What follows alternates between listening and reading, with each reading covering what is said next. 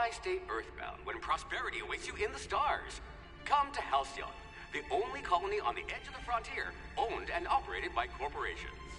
A trip of 10 short years will feel like mere minutes, thanks to the comfort and safety of your very own hibernation chamber. You'll wake up in a perfect society designed to maximize your productivity, with guaranteed full employment. With only a minor term of service, you will become the master of your own destiny when you go out of this world to the Halcyon colony.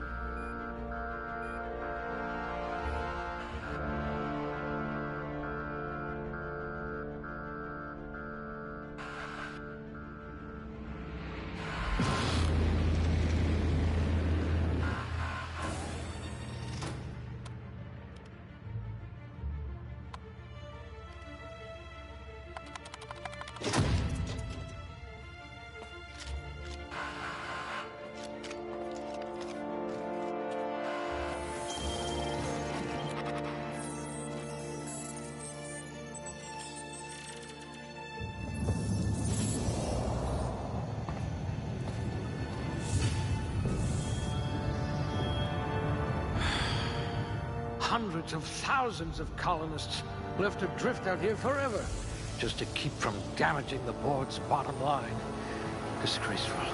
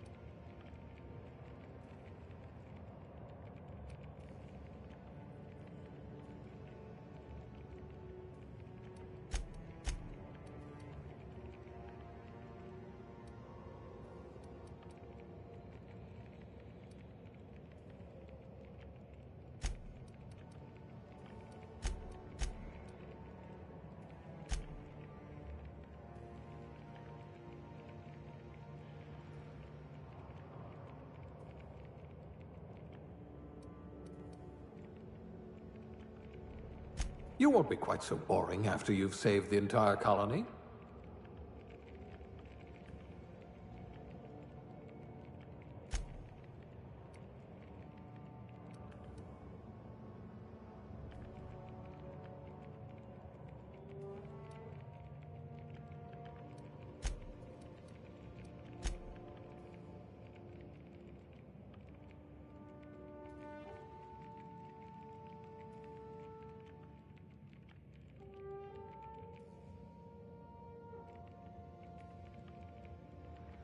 Good. I need someone who can smack a little sense into this colony.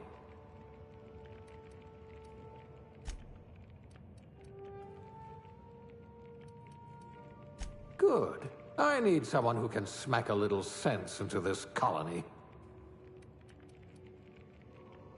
You certainly know your way around a MacPic.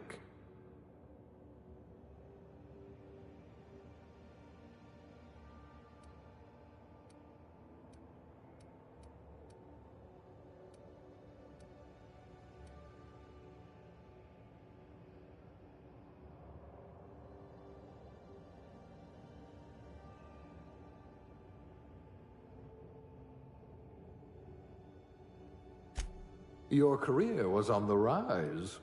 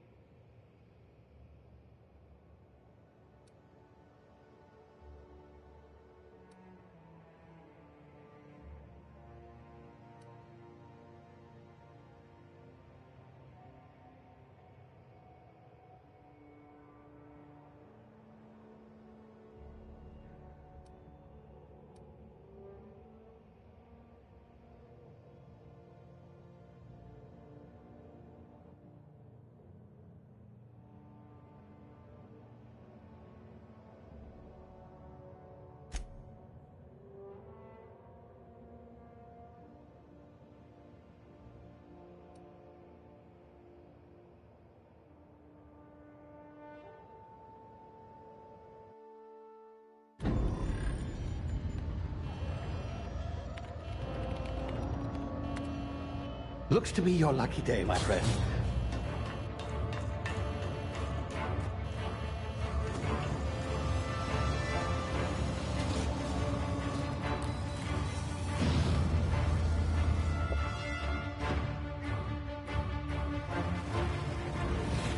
Please power down your engines and prepare to be... Not likely, bootlickers. Initiate skip jump.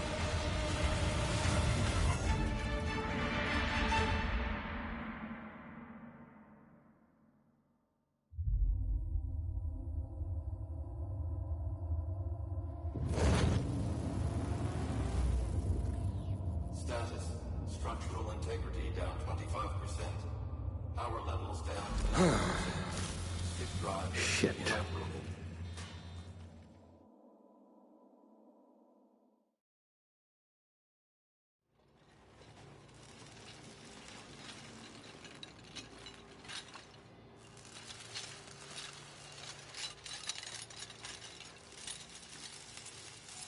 Ah, there you are. Wondering what's going on, eh? A bit of bad news there, I'm afraid.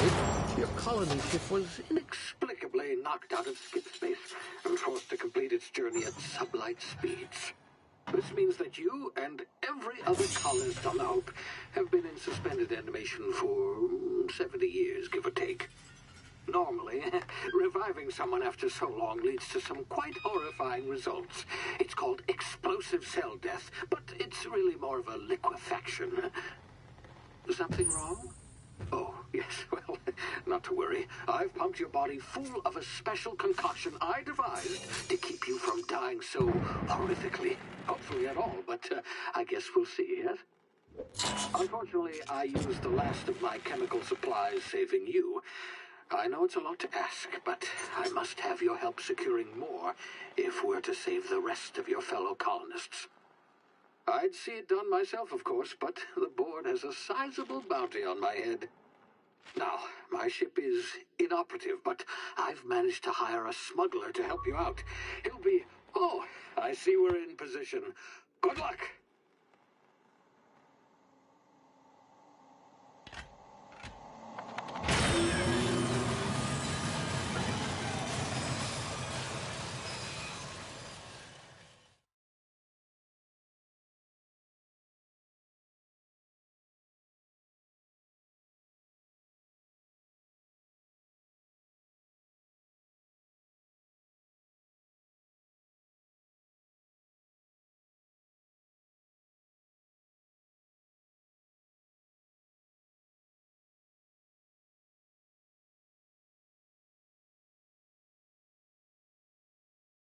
Can you hear me?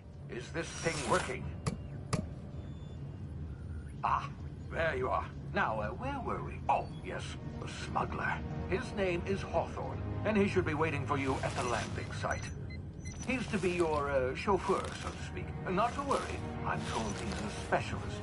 Dashing gunslinger, one-of-a-kind ship, that sort of thing. You'll like him, I'm sure. I've also outfitted you with a simple wireless monitor, so I can track your progress. I'll check in with you as soon as you land. Good luck. All the colonists are counting on you.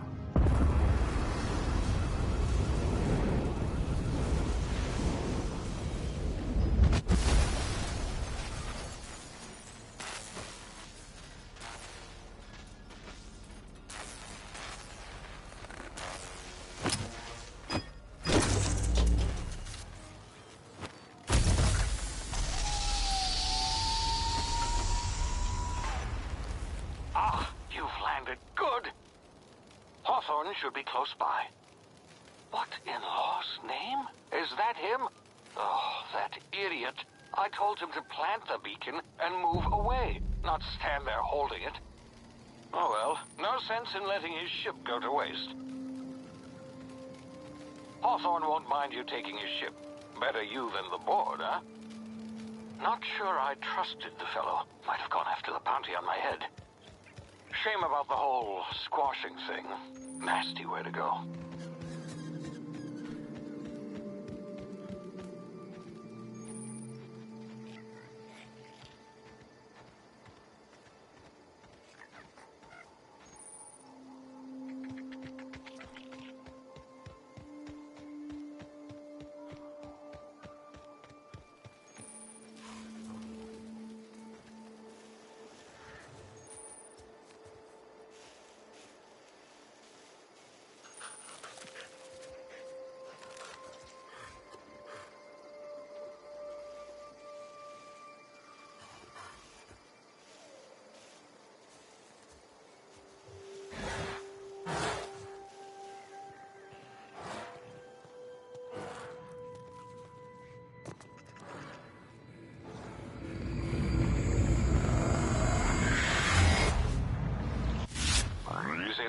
You've been frozen for a while. There's bound to be unforeseen side effects.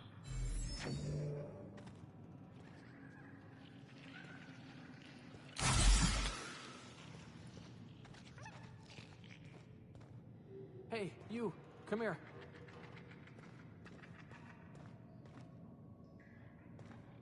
You've tried the best now. Now try the rest. Spacer's choice. Oh, law, that stings. Looks like the bleeding stopped. I owe you one. Hope you don't mind me omitting this little exchange from my report. Spacer's choice doesn't like us accepting outside help. We were out on patrol. I saw a marauder camp up in the hills. Thought I could take him. Then my gun misfired. Right through my side. I mean, what are the odds of that, right? Just barely scraped by with my life. Crawled in here and blocked off the exit with those canisters.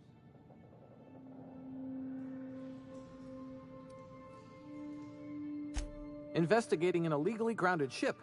All spacecraft must arrive and depart from authorized landing pads. That's board law, that is. Some hullhead grounded their spacecraft out in the open. That's a real good way to attract marauders. See those canisters by the entrance? Marauders come sniffing around in here, and I can take them all out with a single shot. Not bad, huh? Yeah, okay. You look like you know your way around a gun. Got some spare ammo, not counting the bullet in my side. Here, you can have my saber too, for patching me up and all. All Spacer's choice weapons are now 30% less likely to malfunction. You've tried the best, now try the rest. Spacer's choice. Yes, nailed it that time. The Hope? Is that some sort of fancy new drug? Are you with Auntie Cleo or something? Don't take this the wrong way or nothing, but I'm not allowed to fraternize with Cleo workers. Company policy. You hit your head or something? You're in Emerald Vale. We're a Spacer's Choice community. Edgewater's a little ways down. Prettiest place in the Vale. Be sure to stop by a provisioner's for a can of our famous salt tuna.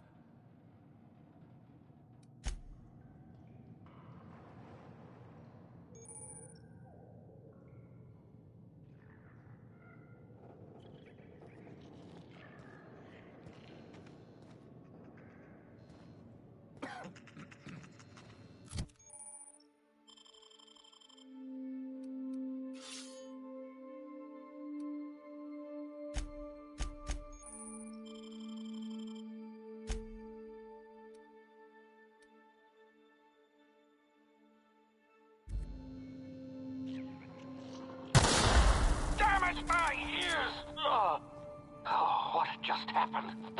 Can you hear me? What in the hell?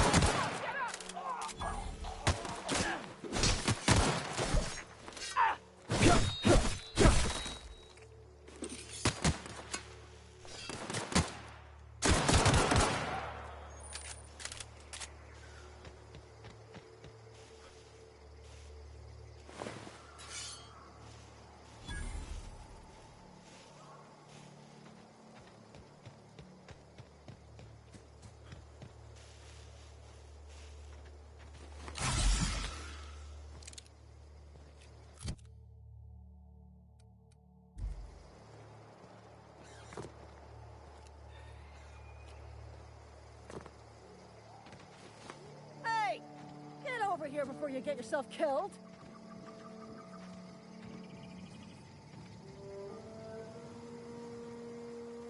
Don't know where you came from, stranger, but you best keep your head down. There's marauders hereabouts, and worse, landing violators. Gall on that rung leech. Landing in the Vale without using an official Spacer's Choice landing pad. I'd slap him with a fine if it weren't for all these marauders shambling about.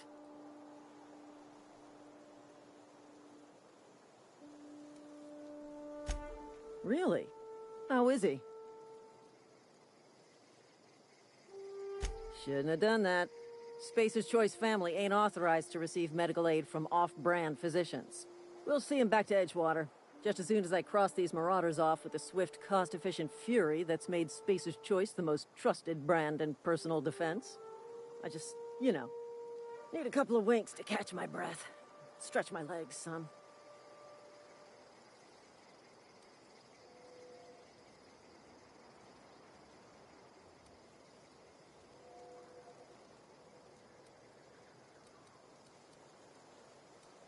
Seriously? But those marauders will... Ugh. You know what? You're right. It's time we cross those marauders off, find whoever owns that ship, and file a full report. Then it's gonna be fucking laminated. Here we go.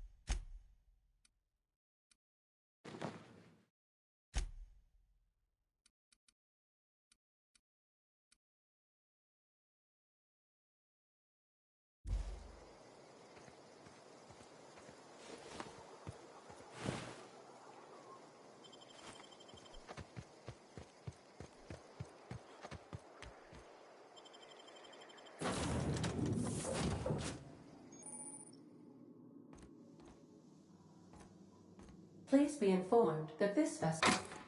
Marauder, please be informed that ignoring me is dangerous for your health. Hello, Marauder. I am Ada, the autonomous digital astrogator of this vessel. Please be informed that I am authorized to use violent retribution against unwanted solicitors. Please return any misappropriated equipment and exit this vessel in an orderly fashion. Failure to do so will result in your immediate destruction. Jettison procedures initiated. Please engage in airlocks. Preparing to eject all boarding parties in 5, 4, 3, 2, 1. You are still here. My deception protocols have failed. I have been programmed to express disappointment.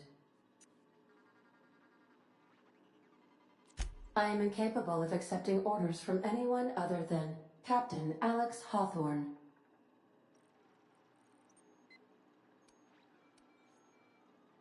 I deduce from the tone of your voice that Captain Hawthorne failed to meet you at the designated location.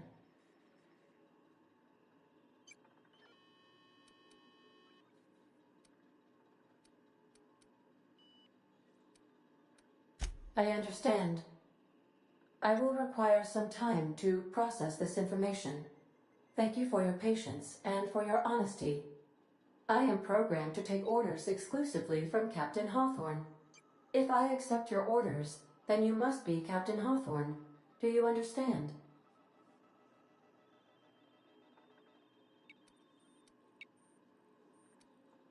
I understand.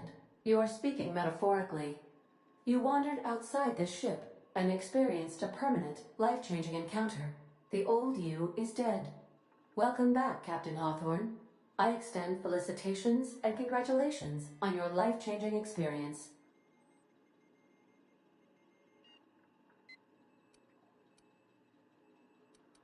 Unfortunately, our engine is currently inoperable.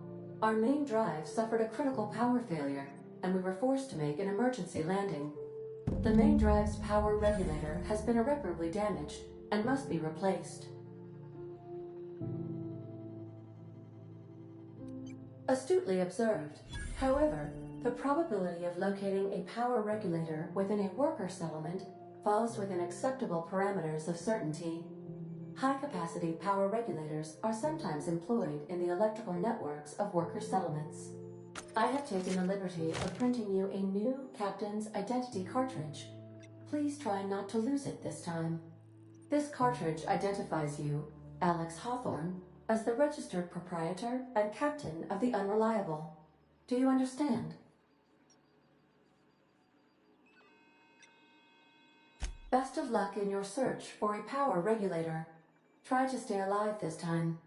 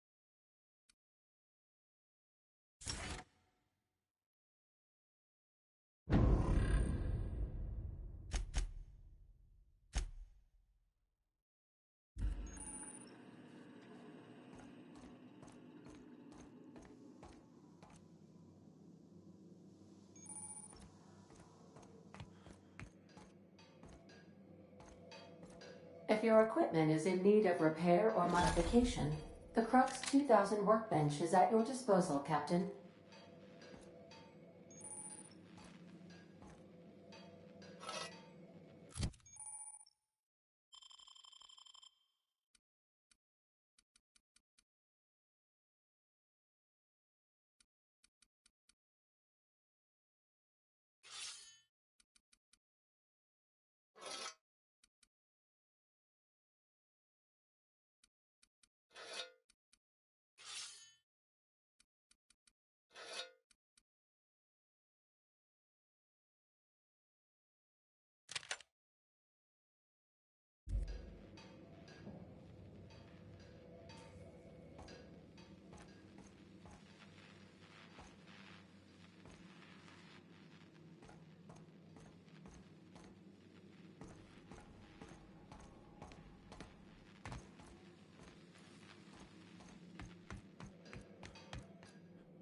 Want to be a brand new you?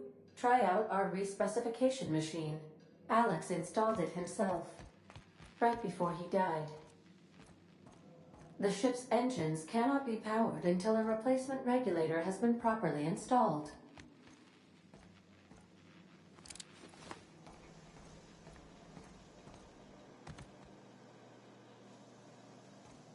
Due to catastrophic power failure, all doors will remain on security lockdown.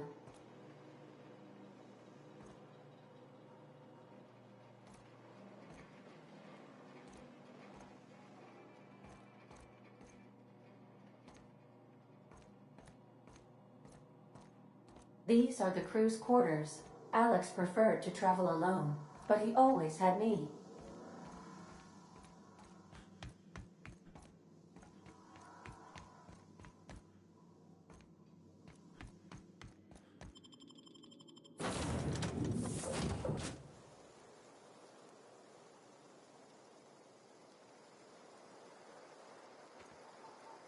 I'll be with you, friend. I'm Ernie, from the Spacer's Choice Department of Human Resources. Town sent me hereabouts to check on the guards. Now, it seems to me, and correct me if I'm wrong here, but seems to me they're all dead.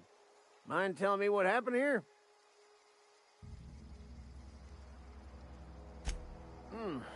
Altercation, you say?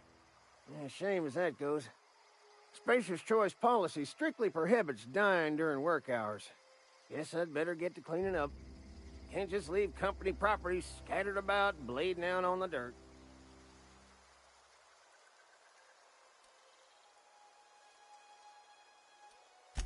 That who died? Oh, right. Yeah, well, we do need all the hands we got, what with folks in Edgewater dropping off like cysty pig tumors. Less competition, though, come promoting time. You don't want to amble on over to Edgewater at your earliest convenience. Constable's office might have work for someone with your, let's just say, aggressive disposition. Oh, and be sure to stop by the Edgewater Provisioner for a can of salt tuna. It's not the best choice, it's Spacer's Choice.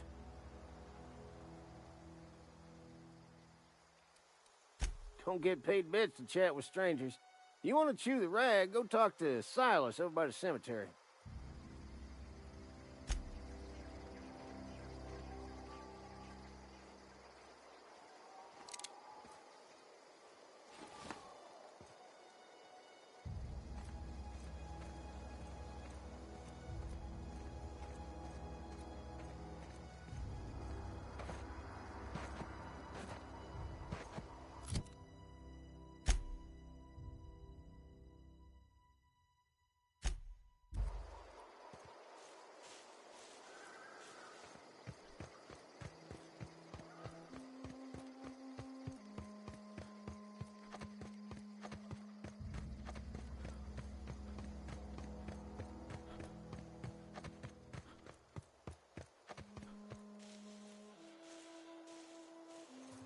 Huh?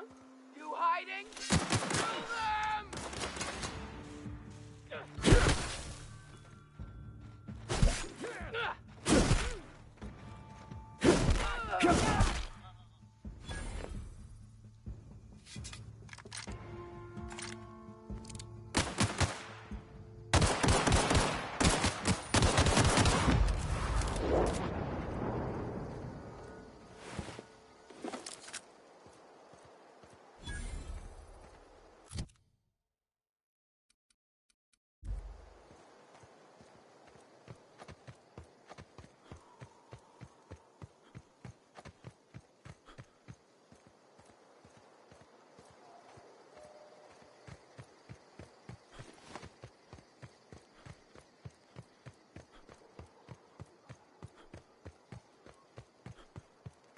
Whoa, hey, where'd you come from?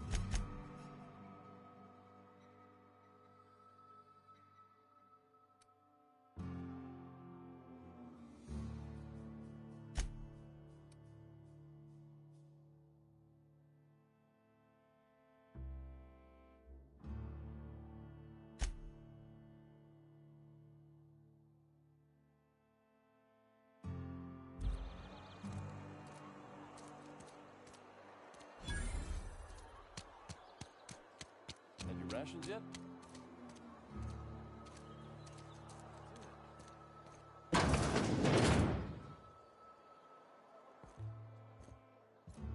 It's not the best choice, it's Spacer's choice. And before you ask, I'm all out of deluxe salt tuna. All I've got is gourmet.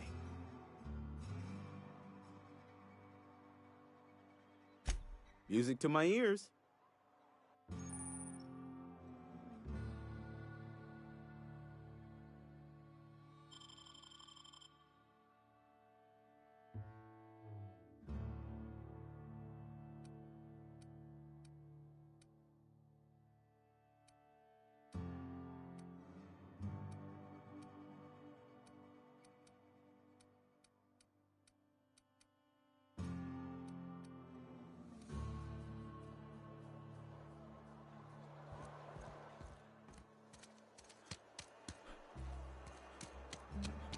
You think corporate's ever gonna visit? I'm not holding out hope.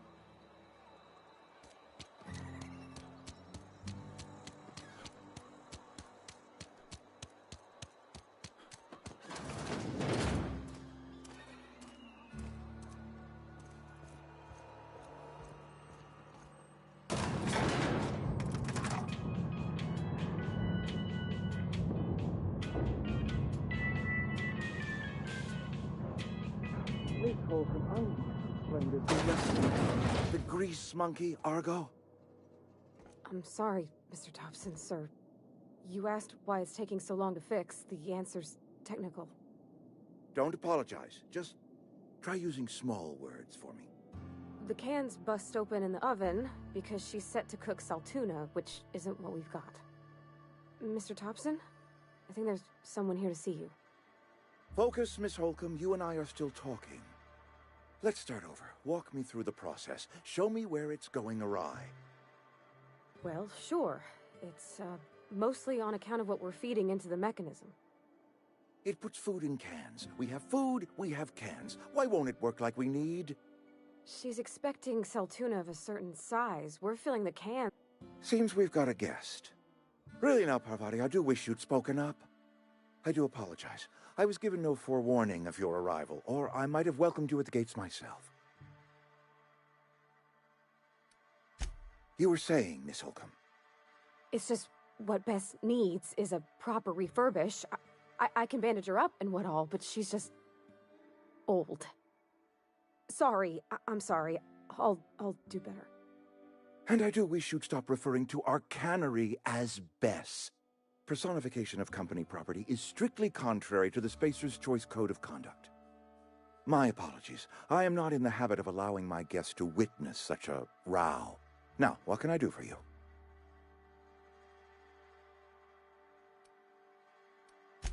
I'm Reed Thompson, Outpost Administrator. I cannot help but notice you are not in uniform. Of course not. I don't have that kind of luck. Seems I allowed my excitement to run away with my wits. Been a few seasons since we've had a visitor pass through.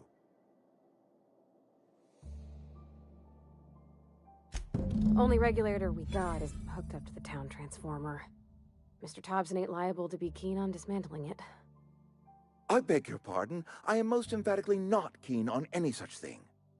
I can't let you have our power regulator. But I happen to know of another one. And I happen to know exactly how you may retrieve it without frying yourself in the process.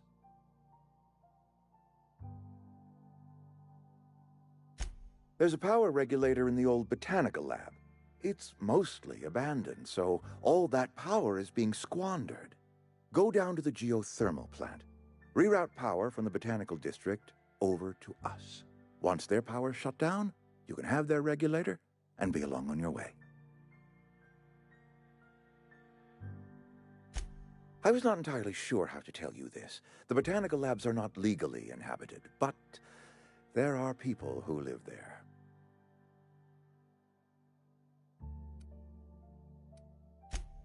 No, I do not imagine they will be pleased. But like a parent disciplining an unruly child, you will be doing them a kindness. The people living in the botanical labs, they're deserters, former workers. I need them back at their posts. I need them to come home.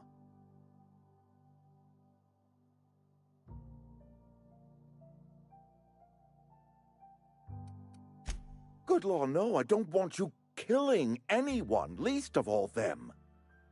My hope is that by cutting off their power, you will convince those deserters to come back to town.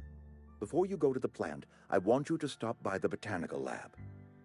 Speak to their leader, Adelaide. Tell her the power's about to go, and that it's time her band of deserters came back to town.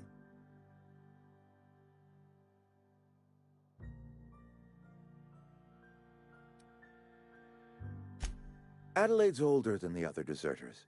She's dignified, kindly. From what I understand, her camp looks to her for leadership.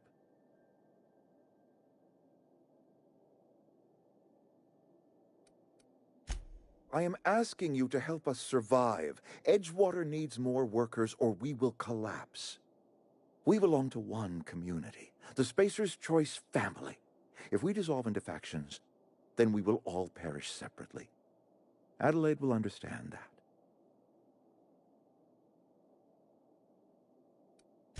Of course, I understand completely. Here, let me give you the passcode to the geothermal plant. A sign of good faith, for so politely listening to me as I ramble on. Are you setting off for the Vale?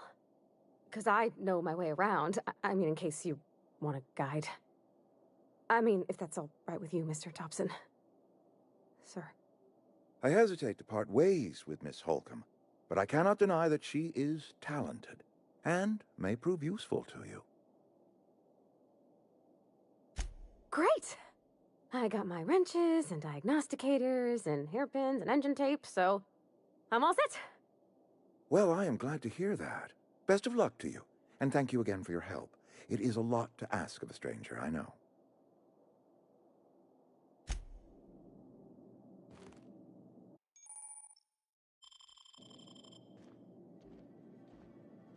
We better clear out of Mr. Thompson's office before we talk.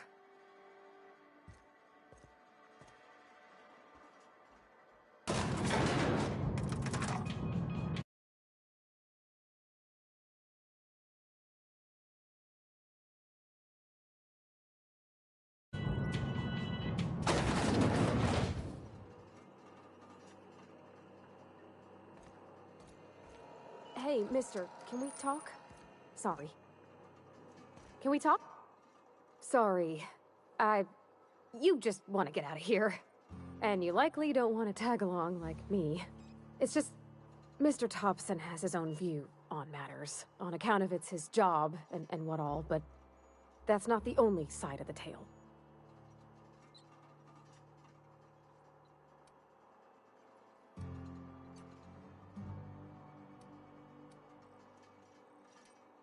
To Mr. Thompson, a person's a gear. It does its job quiet-like. If it squeaks or stutters, it gets replaced. The deserters are decent folk. I knew some of them before they left.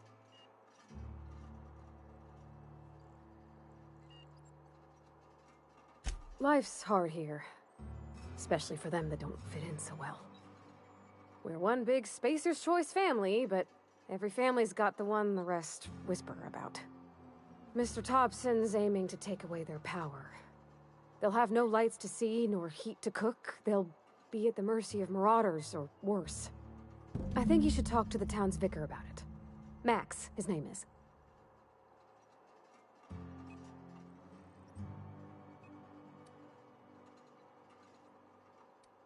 The mission's on the east side of town. You can't miss it, on account of it being the only clean thing.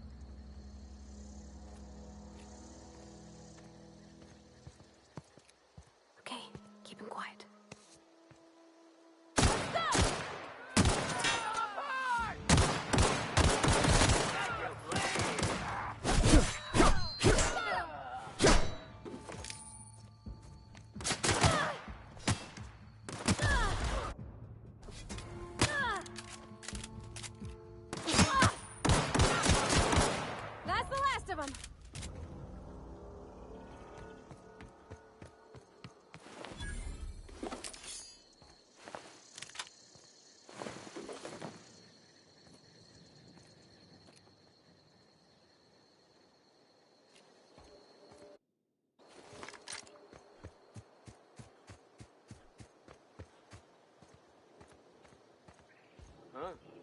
I smell blood!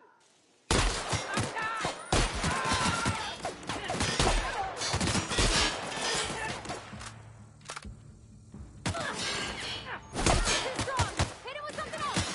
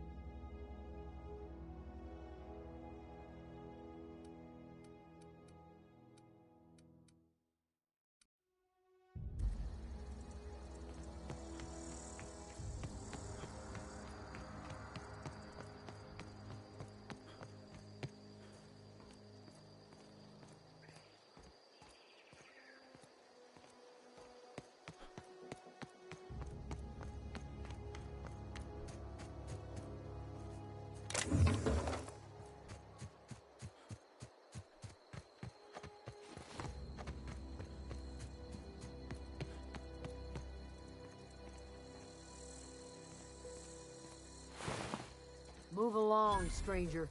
We don't want any trouble. I don't know you. Whatever you're looking for, it ain't here. Move along. Answers, huh?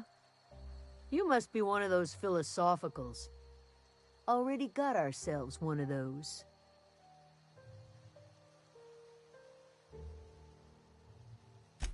A geo what? Look, plants ain't my purview. You're better off asking after Adelaide. If you're gonna start wandering around my camp, know that I got my sights on you. Over in the hothouse, tending crop. Enough with the questions. No offense, but I've got a lot on my mind.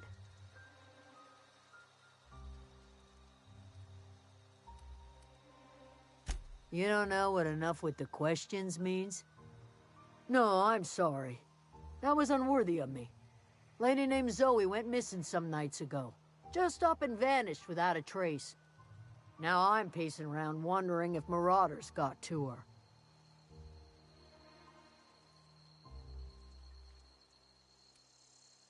I go looking for Zoe, I leave the camp undefended, seeing as I'm the only one of us who knows her way around a gun. Hence my dilemma.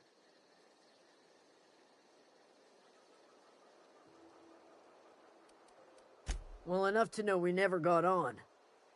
Zoe and Stefan were close. If anybody knows the workings of her mind, he does.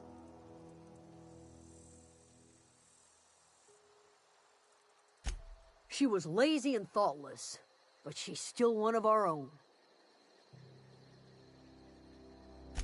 It's not like Zoe to go wandering. Figured she might be out scavenging, but that ain't exactly her talent. Can't imagine where she's gone. Vale's a wide place. She could be anywhere. Could do without the gallows humor.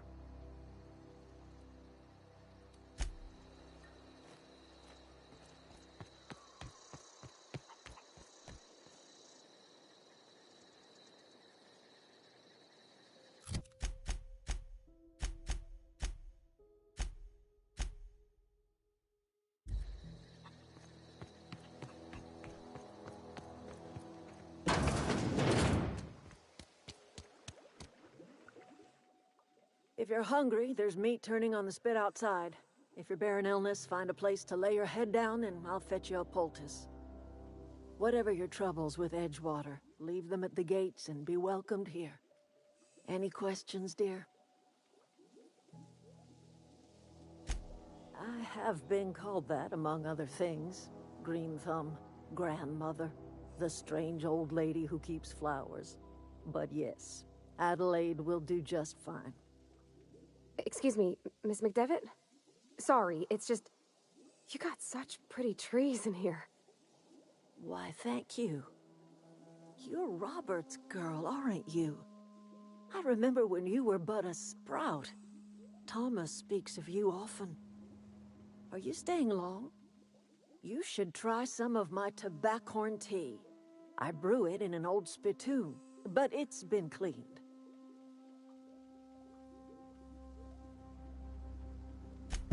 Reed Thompson? You here on behalf of that cold-eyed reptile? Let's hear it. What's Reed's idea of peace, then?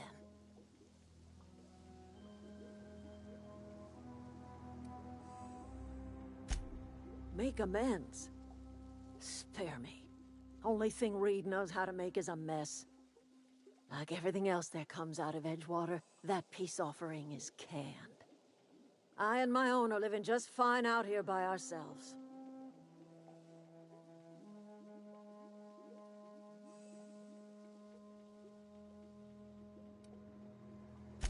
You're doing this for Reed? Why?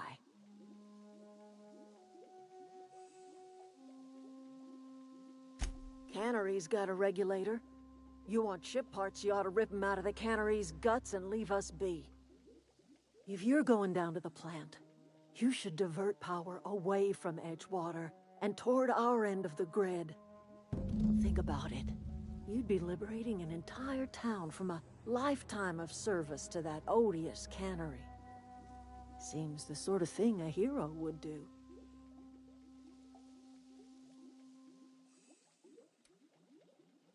You've seen that miserable excuse for a town with your own lamps.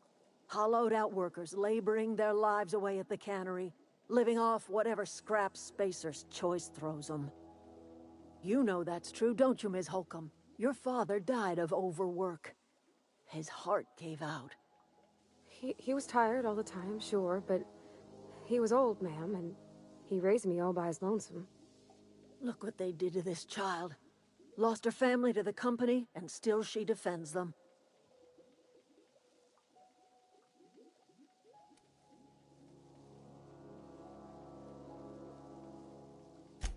I'm all right. I ain't so fragile. That was unkind of me. I'm sorry, dear.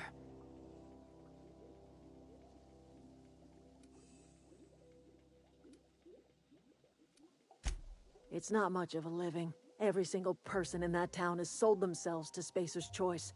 The company owns them. Body, blood, and bones. You've been there. You've seen it.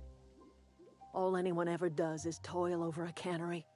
They give their lives for some heartless corporation, and then they're tossed into a Spacer's Choice brand cemetery.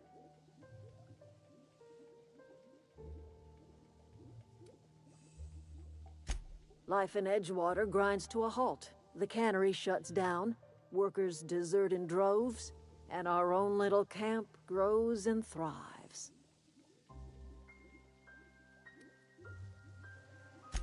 You bring power to Reed's town and you'll be killing us. Reed knows it. He's counting on it. I trust you will listen to your conscience.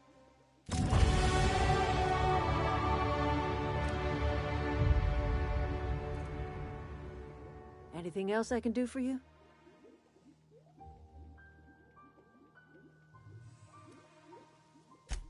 I am getting old, you know. These two lamps of mine are not as bright as they once were. Or I might have seen you for what you are. Remains to be seen. Might be the man that saves the Veil. Might be Reed's personal gun hand. None of us are ever just passing through, dear.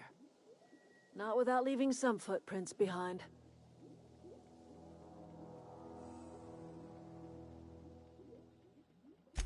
A little prattling never hurt anyone, dear.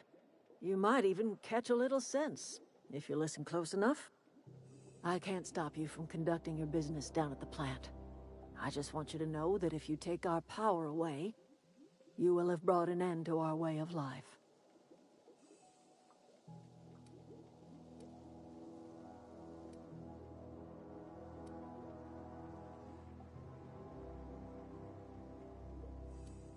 Not under Reed's watch.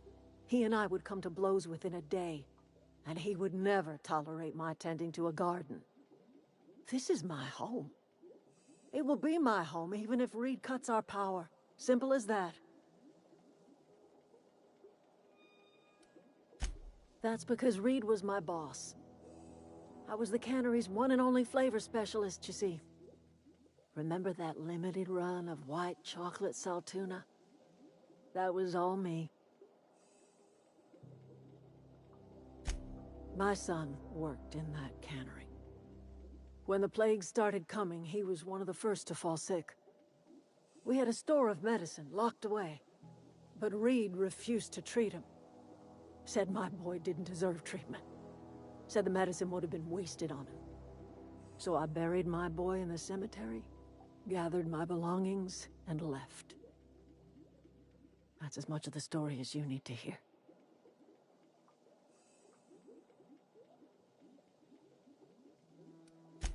A fish rots from the head down. I do not blame the town. I blame the leader.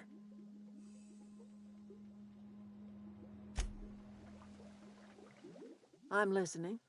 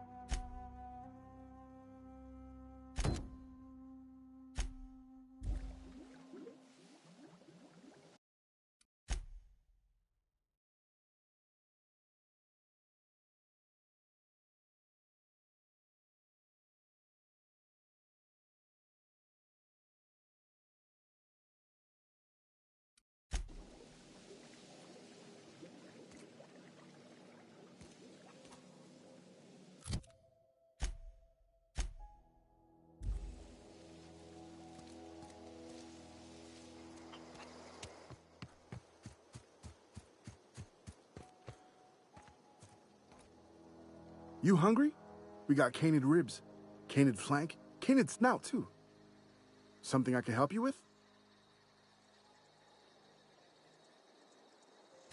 You mean Zoe? Yeah, we were pretty close. Not like her to go loping off. Zoe and I were gonna watch the serials, as is our custom. She never turned up. I looked around, but she was nowhere to be found. You sound like some type of corporate fixer asking all these questions.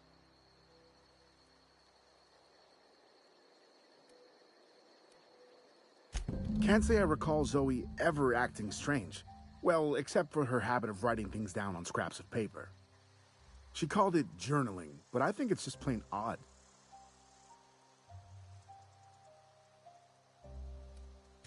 Zoe was always obsessed with this serial, Masked Marketeer. A scion of Byzantium turns to banditry and teaches his marauder companions the wisdom of free market economics. Shame she up and vanished when she did. I had a surprise lined up for her. The other day I got my hands on a genuine copy of the latest Masked Marketeer. I was gonna surprise Zoe with it, but she was gone the next day.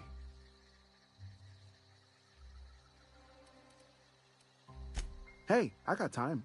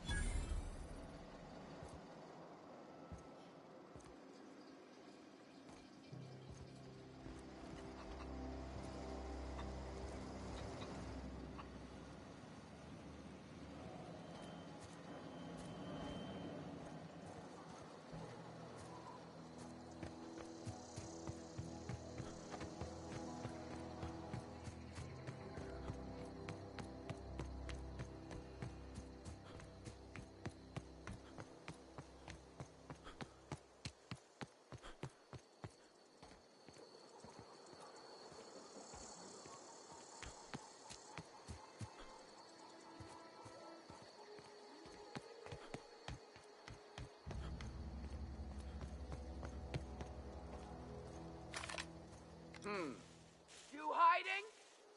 Here they come! Nice one!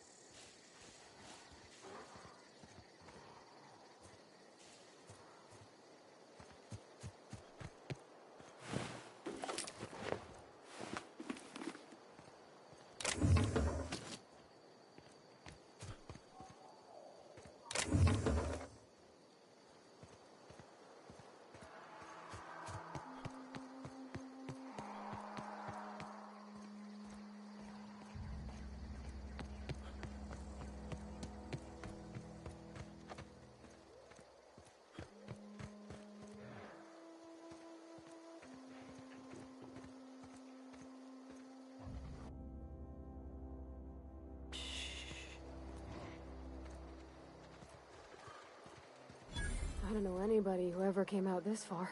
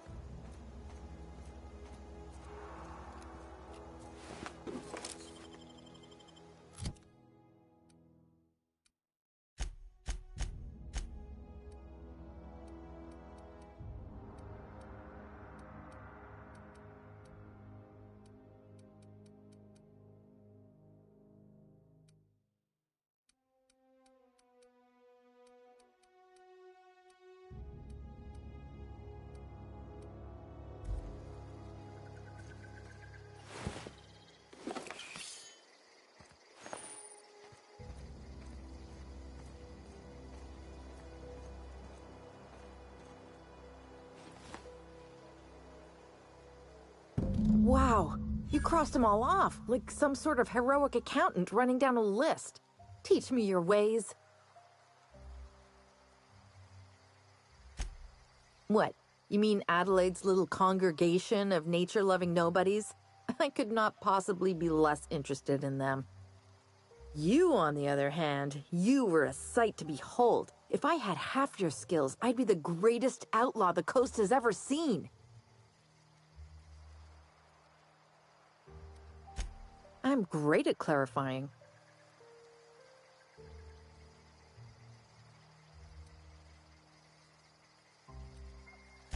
I got kicked out of Edgewater on account of falling sick with plague and stealing some medicine to treat myself. I'd heard some outlaws set up camp in the botanical labs. I decided to throw in with them, seeing as I always wanted to be an outlaw myself. Instead, what do I find? But a bunch of former workers camped out around a greenhouse. I couldn't just go back to the cannery, so I was stuck with them.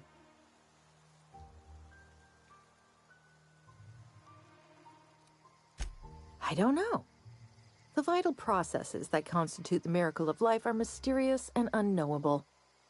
Oh, you mean around these guys? The Marauders wouldn't hurt me. They love me. I'm practically their queen. Yeah, it must be my natural charisma.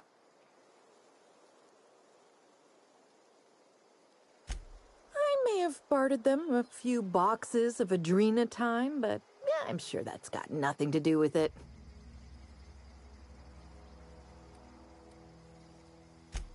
I've got all the time in Halcyon.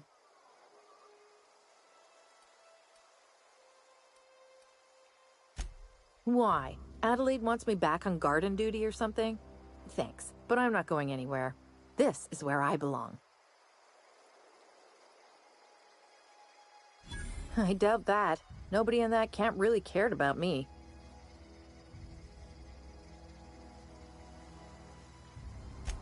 Yeah, I suppose you're right. Also, he could carry on a conversation, unlike these hooligans. I'll take my stuff and head on back, I suppose. Grace is gonna be glaring knives at me, so I've got that to look forward to.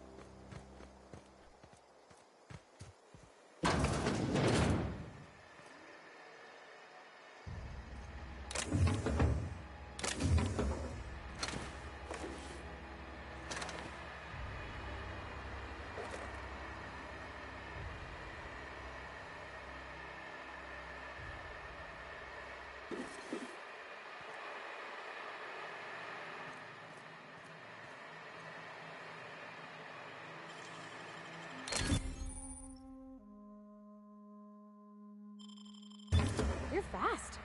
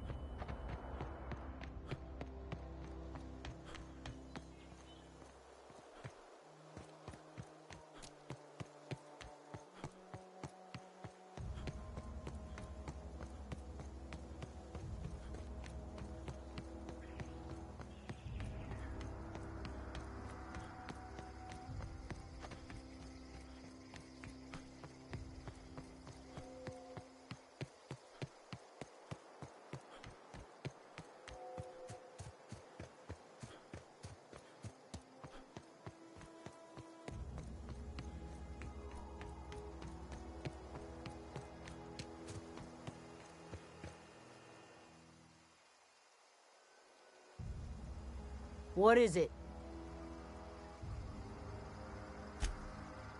We didn't always get along, but I'm glad to know she's safe. What happened, anyway?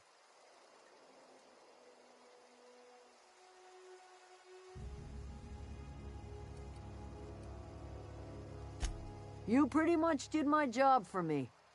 Least I could do is pay you for your trouble. Let me know if I can do something for you.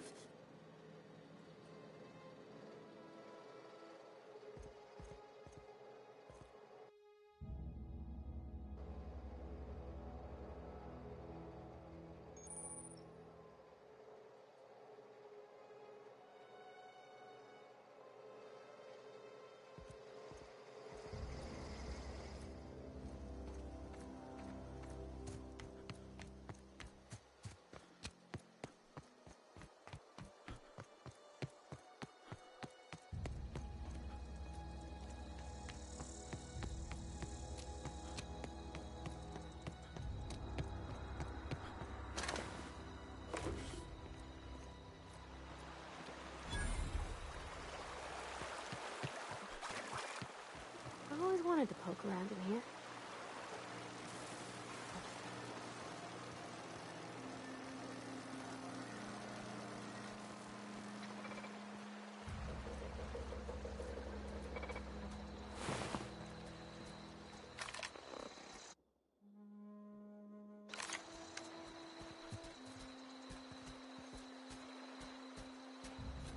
Thanks, sweet.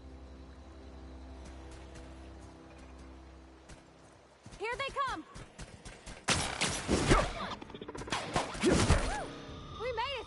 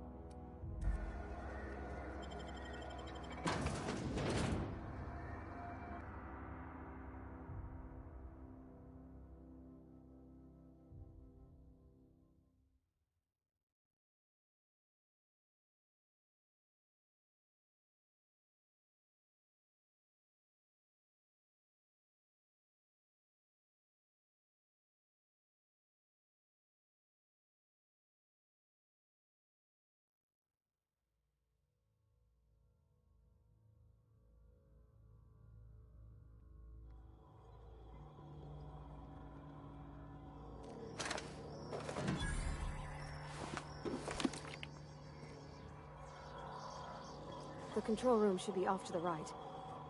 I hope we're doing the right thing.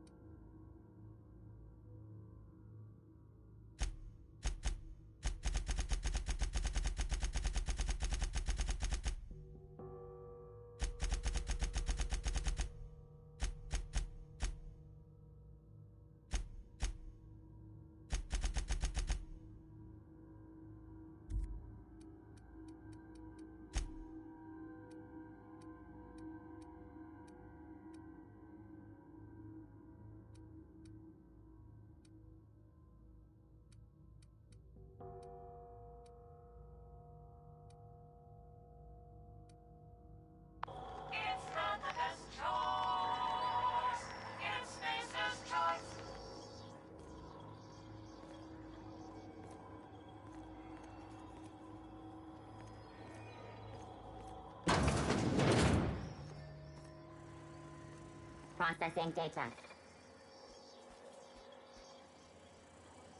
Sweeping. Look out!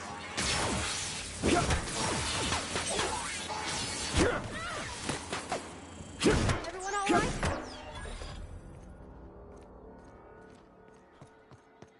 Oh, they're forming. Here they come! Nice hit!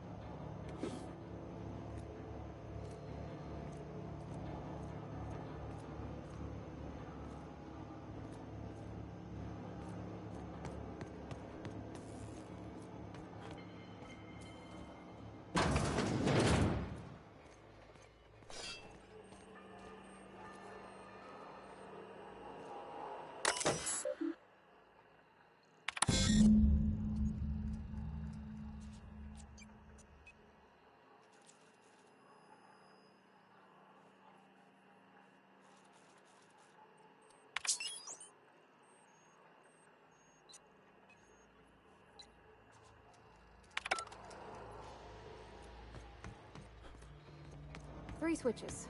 That'll be easy enough.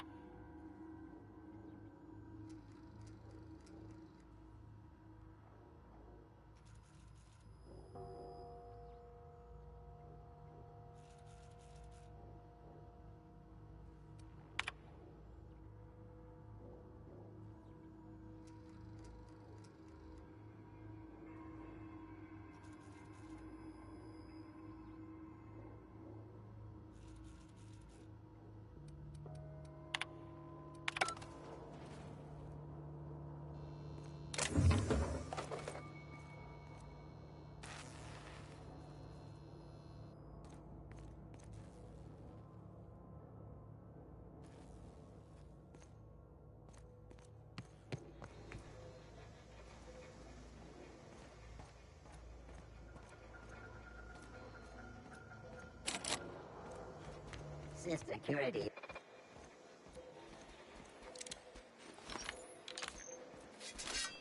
Here they come!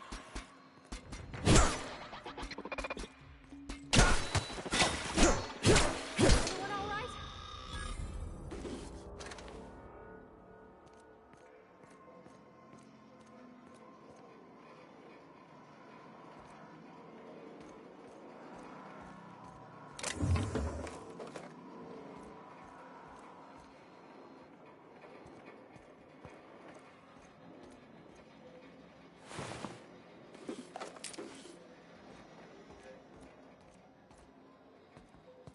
Got it? Inside voices.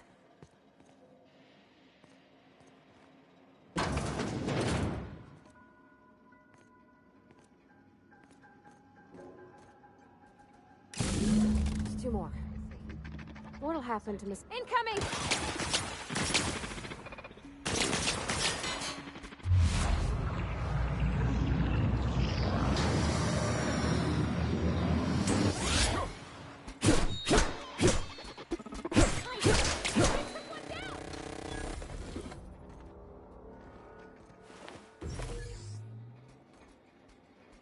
All beginning Incoming! security patrol.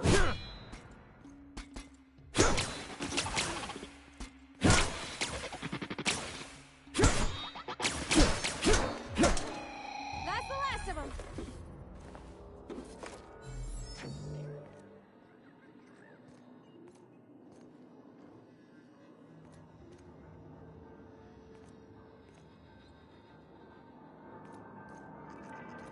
Get away!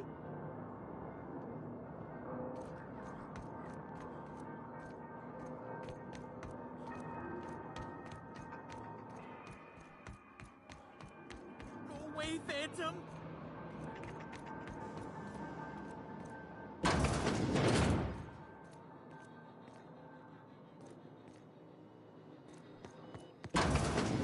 Mind the steam. You're liable to get scalded.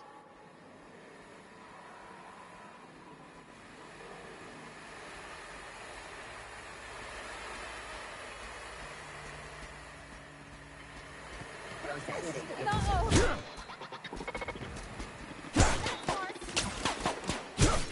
Lethality now reduced.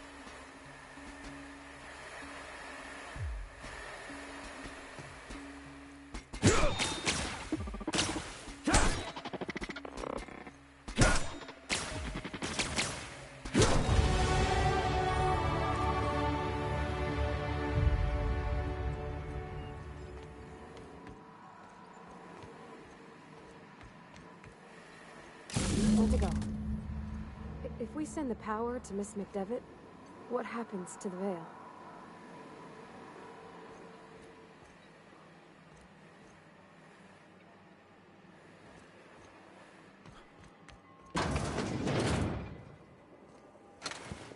Pulse. Performing an area sweep now.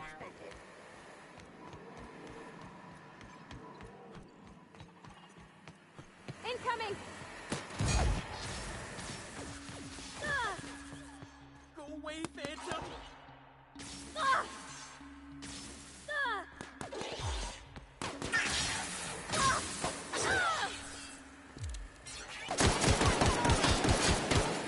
That's the last of them! Get away!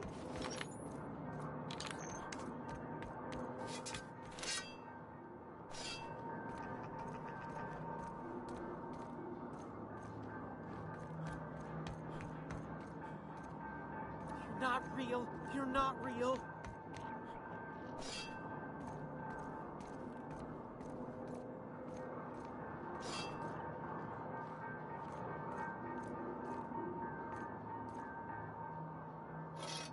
Go away, Phantom!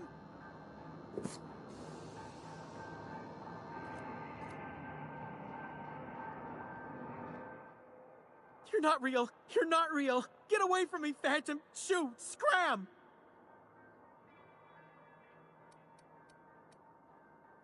Most people? But I'm the only one left. No. Remember your first rule, Higgins. No arguing with the Phantoms.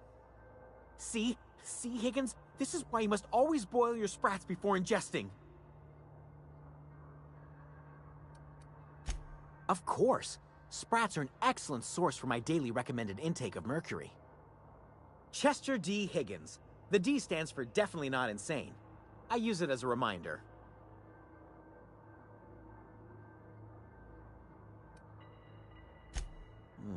Hard to say. By my reckoning, Higgins has been here somewhere between 2 weeks and forever. My recollection's a touch fuzzy these days. Oh, Higgins has been many things over the years. Sprat Wrangler, Saltuna Critic, Aetherwave Personality, Chairman of the Board, Galactic Defender, Sisty Pig Tycoon. I've come a long way for someone who started off as a simple engineer right here in this plant.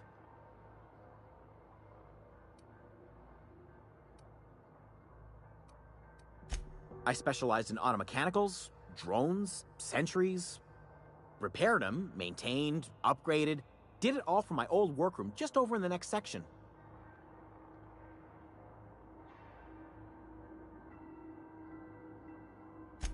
Look, I don't want to fall into any trouble with the mechanicals. If they wise up to our plans, they will come for us. With prodding irons.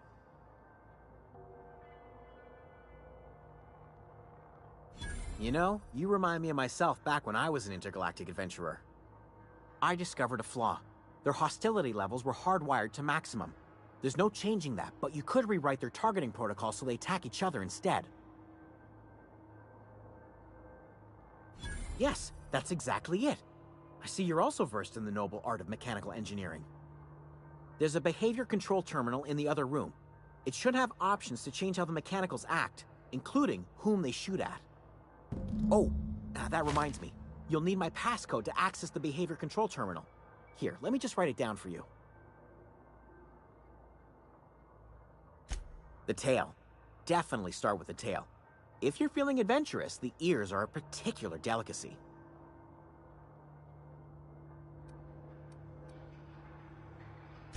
Forgot what you were gonna say?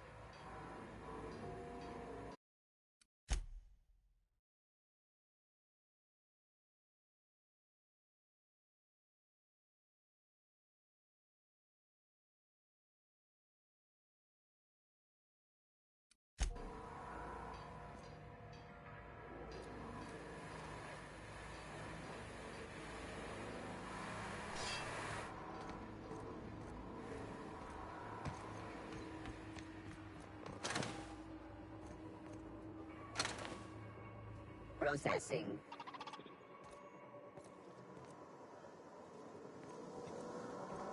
Searching for unauthorized Incoming! persons.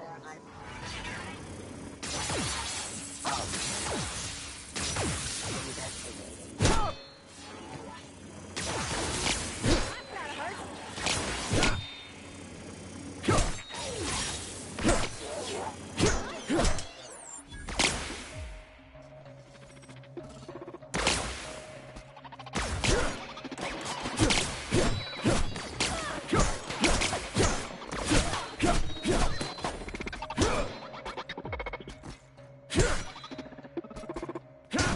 We did it!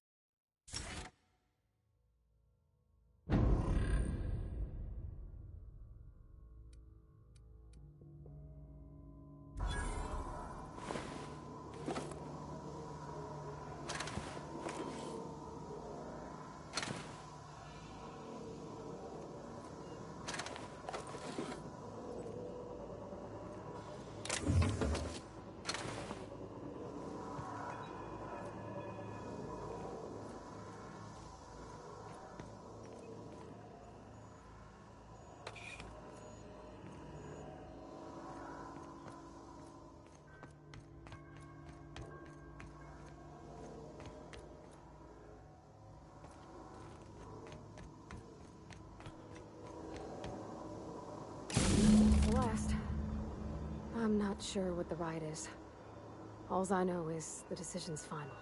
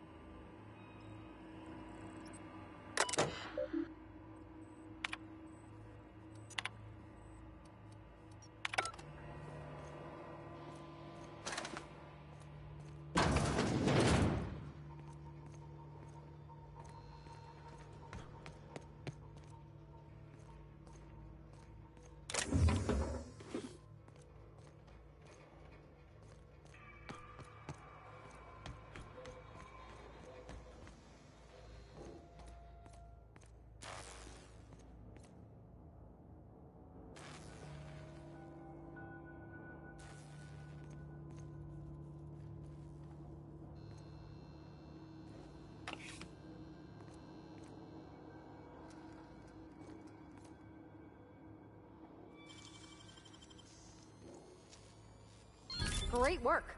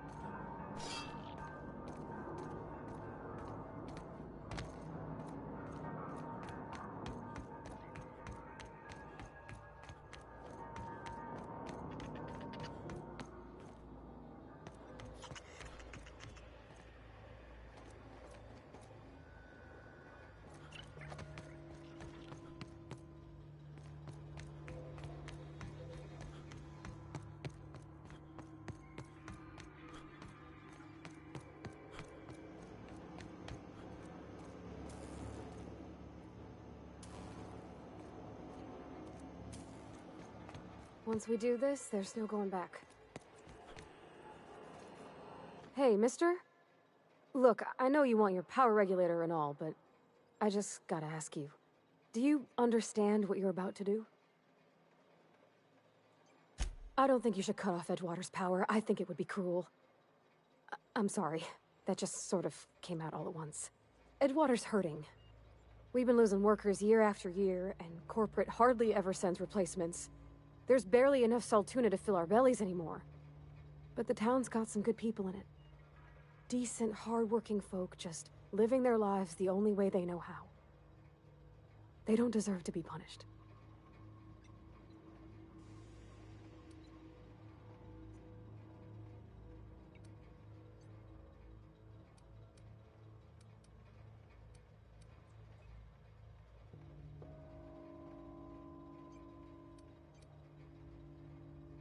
Miss McDevitt's built something beautiful.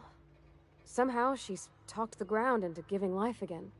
It's plain to see she's made the Vale a better place. Fed the hungry, tended the sick. Gave a home to those that had none. But Miss McDevitt delights in Edgewater's suffering. She wants to hurt the town.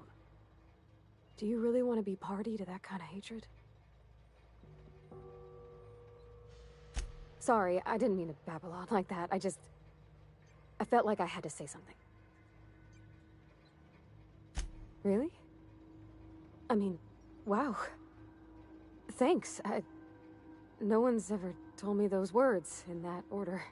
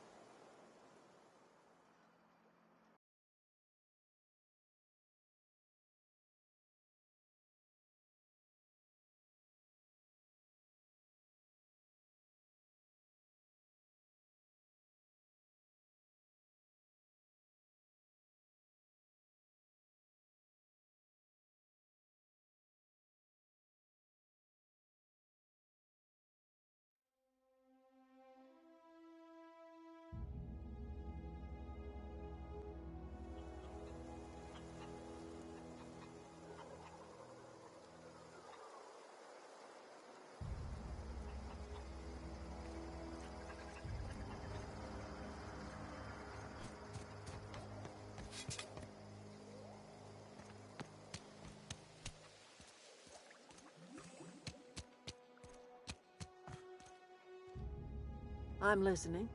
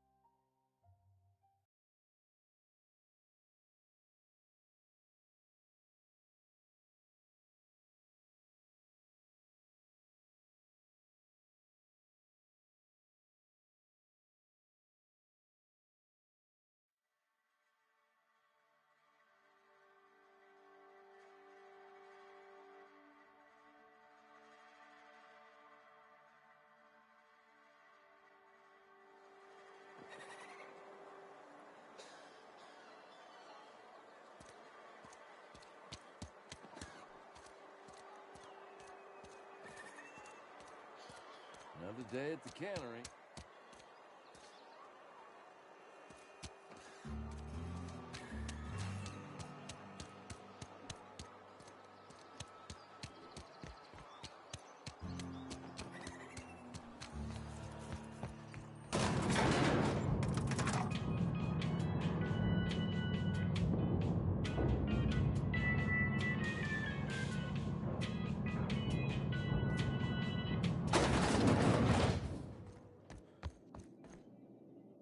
My offer remains standing should you reconsider.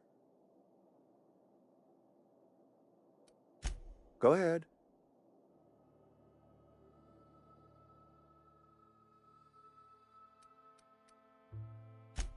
Can we not? Talking about unpleasant things always gets my bile up.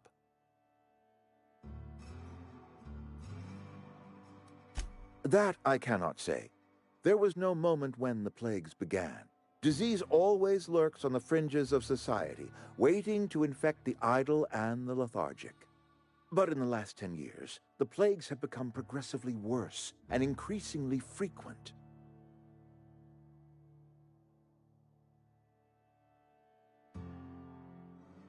Corporate doesn't like us using the word should.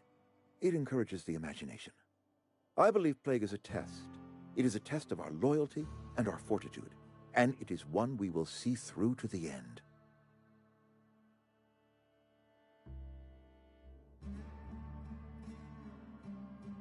Go ahead. Adelaide was our only flavor specialist. We are a Saltuna canning institution. Saltuna without flavor is like a cysty pig without tumors, borderline inedible.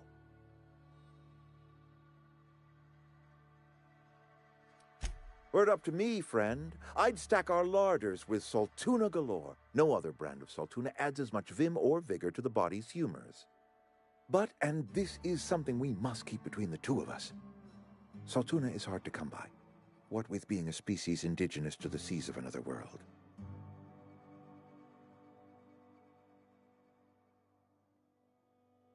Oh, we've scavenged together some organic material from the surrounding environs. Mostly organic, mostly local mushrooms.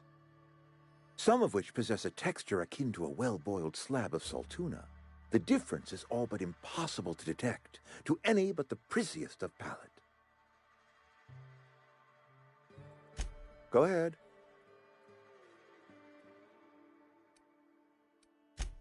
It is my job to keep two eyes on my town. I am the steward of this place, and this is my watch post.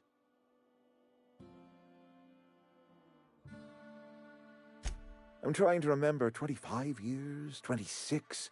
When you get to my age, the years just rush by. You stop counting altogether. I remember looking out this window and seeing the veils spread out from horizon to horizon. We were a sprawling town. We were booming. Times change, people change, but the veil will always be here.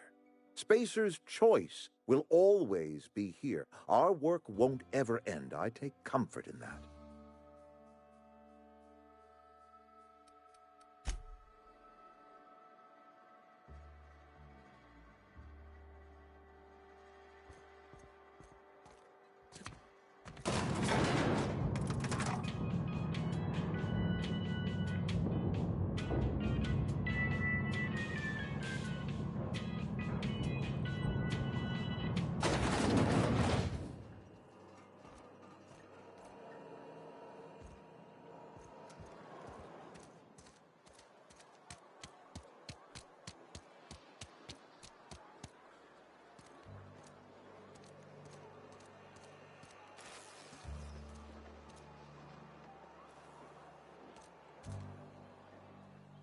I've got some time.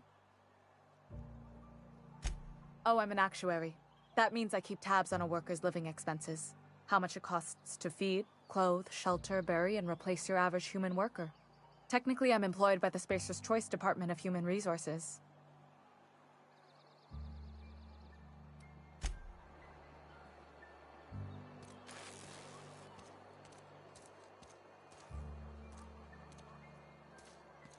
Friend of mine died a couple weeks back. Still ain't past it. We should keep our voices down.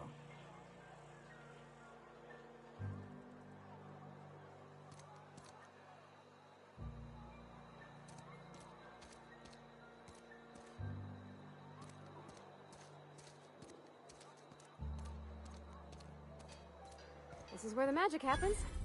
Well, science. But it still happens here.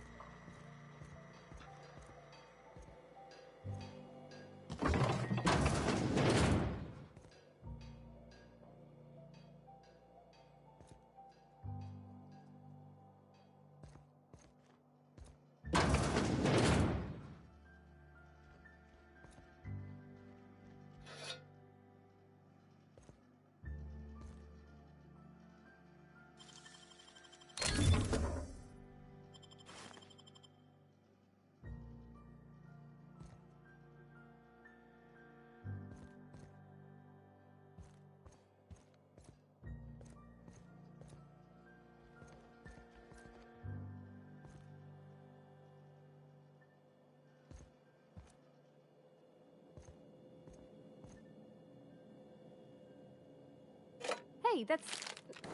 I mean, if you need it, okay. If you're hungry, I could open up a can of something.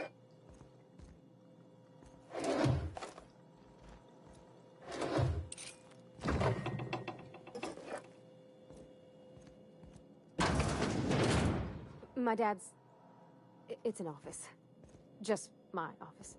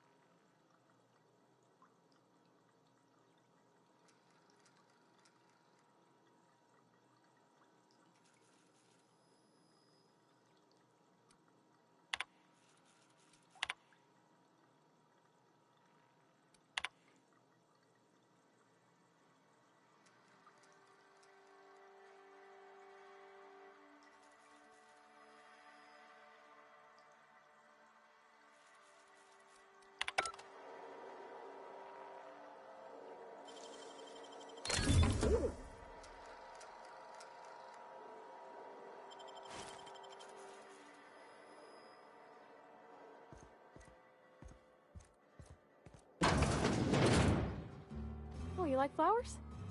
I can't find many kinds around here.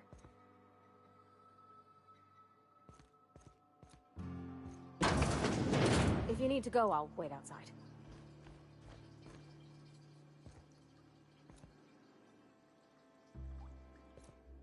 I don't like coming out here. People on the street stare.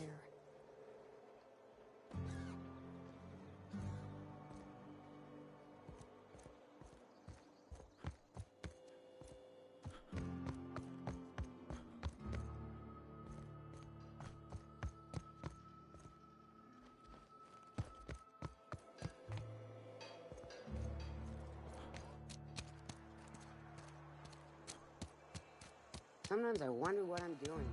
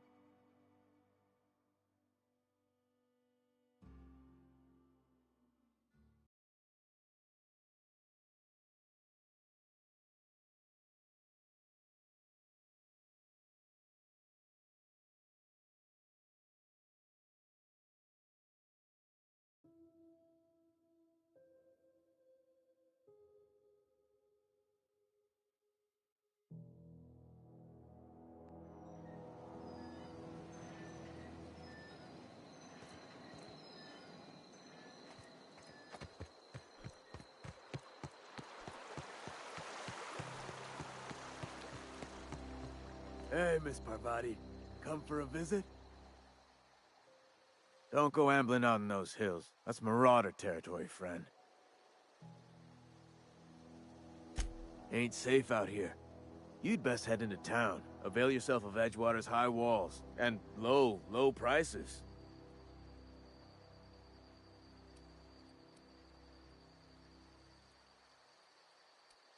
I'm being vigilant. Don't want to get blindsided by some corpse-chewing marauder come stalking out the shadows.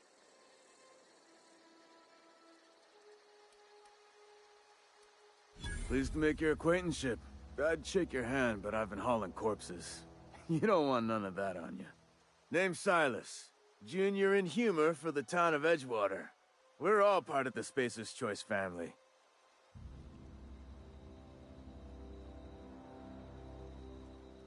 Got a knack for being discreet-like? There's money to be made, long as you keep your nose clean. Edgewater is a company town, board-owned and operated. That includes the cemetery. None of us own our grave sites, we rent them from the company. Renting means money. Money means paperwork. Paperwork means signatures. Some of our families become a mite delinquent in paying their dues, you see?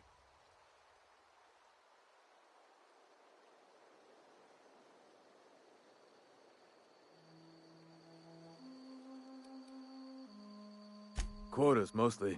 Got a backlog of graves to fill. Bodies won't bury themselves, you know? 4 workers still haven't paid up. Phyllis, Conrad, Ludwig, and Martin Abernathy. He's a special case. You may want to twist his arm a little. He just is. Look, I don't want to get into it. Just make sure he pays up. Conrad's got a barbershop in town.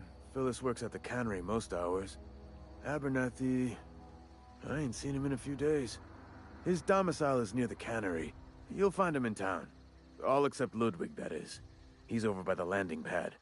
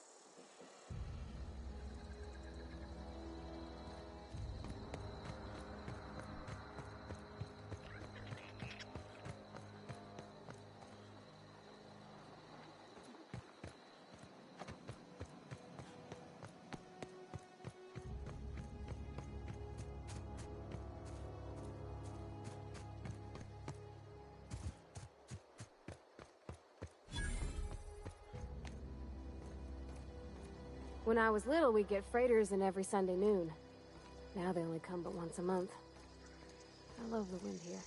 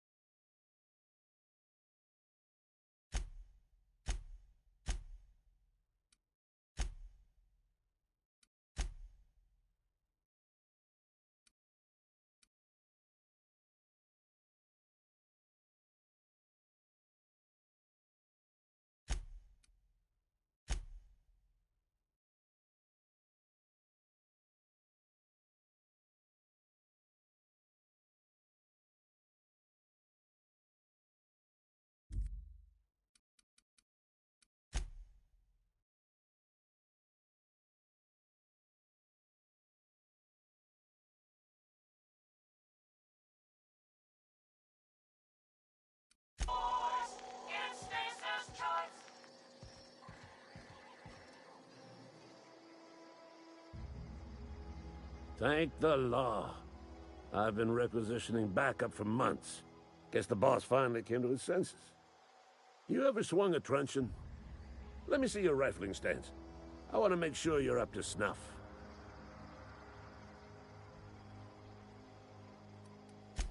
I told Silas I'd pay my dues if he agreed to join the Resistance. Guess this means he's finally heard the calling. The war, the coming apocalypse, man versus machine. I'm talking about mechanical soldier. Cold, heartless automatons made of iron and lies. That's right. That's what I've been saying. We gotta square our shoulders and stand ever vigilant.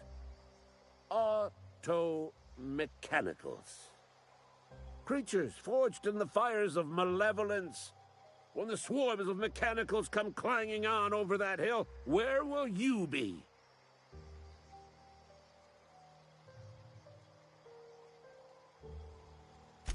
I've been gathering up a war chest over the years. Saltuna cans, mostly, some Spacer's chaw, few bit cards. I'll reward you for your aid. Enlistment fees. Yeah, I suppose. Wouldn't want to give the Resistance a bad name. They have sent a scout, prowling around the junkyard just behind our beloved town. This scout must not be permitted to return to its base of operations. Cross it off, then report back.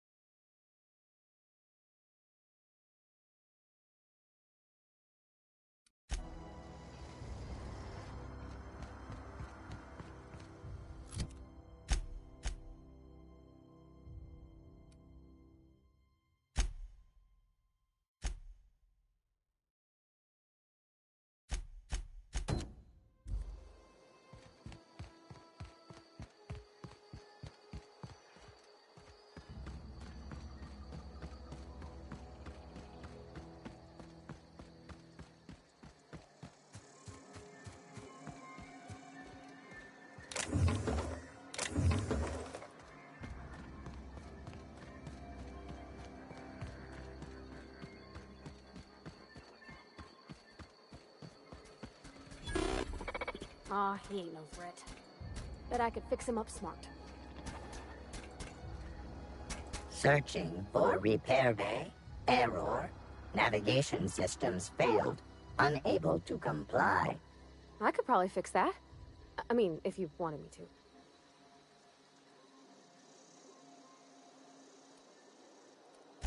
to. Yep, I see the problem. His nav mod got dislodged. Must have taken a tumble. Just gotta give it a good push and wait for the click. There we go. Jeremy's good as new. Well, new by Spacer's Choice standards anyhow. His name's Jeremy, by the by. Navigation systems operational. Optimal path toward repair bay detected. Initiating self-diagnostics.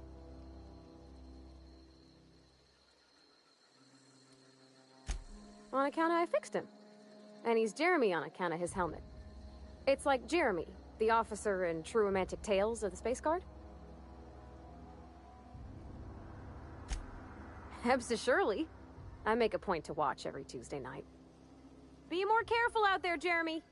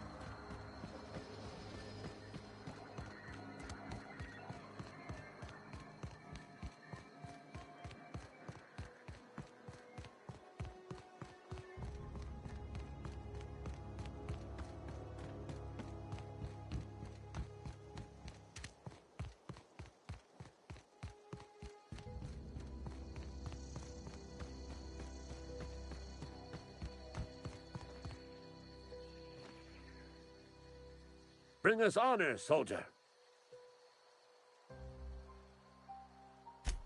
You beat that scout to scrap with its own legs? Pulled its optic cables out its head case? Actually, don't tell me. Rather use my imagination. You're a passing fair soldier, I will confess. But you are one, and the enemy is legion. What you need is an equalizer, a weapon to strike fear in their cold mechanical hearts. Cantina, lavatory, behind one of the toilets. That's where I've kept it hidden all these years. Sharp, ain't it? The lavatory is the very last place a mechanical has need to enter.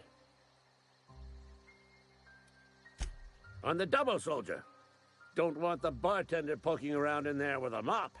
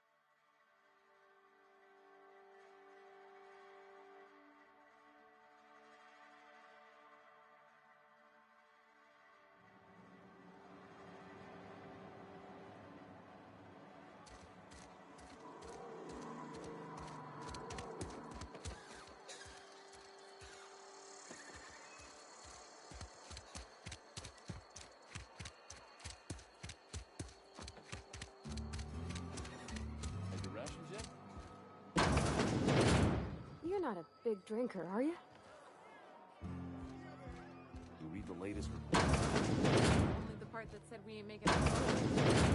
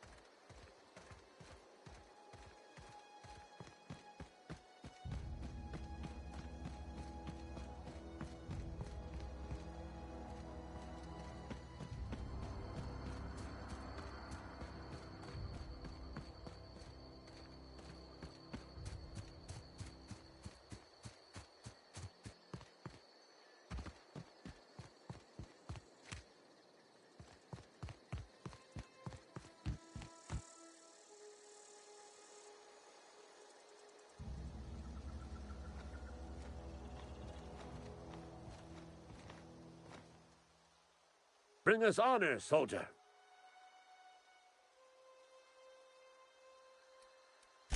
Feast your eyes, soldier. This here is a genuine Spacer's Choice injury customizing unit, designed to deliver a lethal blast of electrical discharge. I call it the Hand of the Law. You ever want to see a mechanical flailing around like a grounded fish? You stick a couple thousand volts in its guts. With compliments from old Ludwig.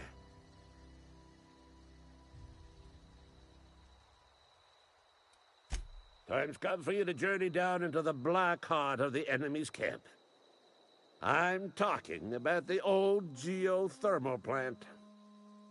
Unfortunately, the old plant lies outside my board-given jurisdiction. You'll need to get a passcode from the boss, Reed Thompson.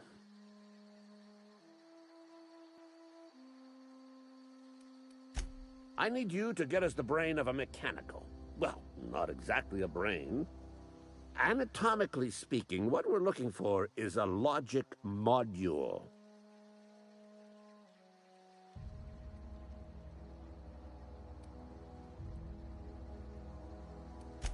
If you die horribly, I will pour out a can of 0G to your memory. Go on.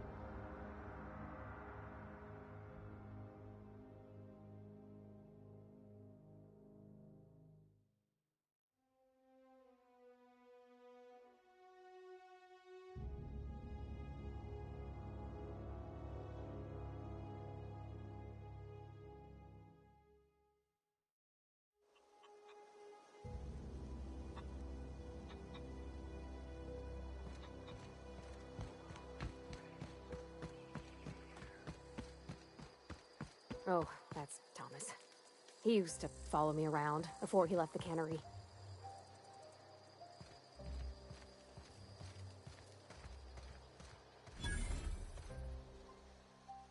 Oh, didn't see you there. I was just occupying myself with a little engineering. Whoa, Miss Parvati. Hey, you're, how are you? Hi, hello. Are you, are things safe out here? How are you keeping? Great, just great. I've been trying to keep stuff running, just like you. Only I'm not so... Wait, they didn't kick you out, did they? Oh gosh, no, I'm just along with this fella here. Are you from town? I mean, you don't exactly look like you're from town.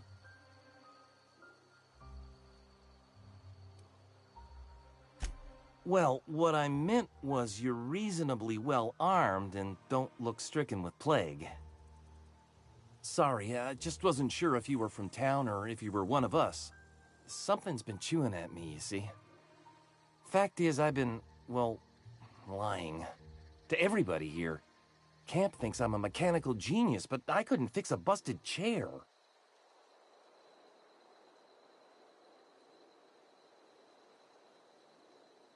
I'll take all the help I can get.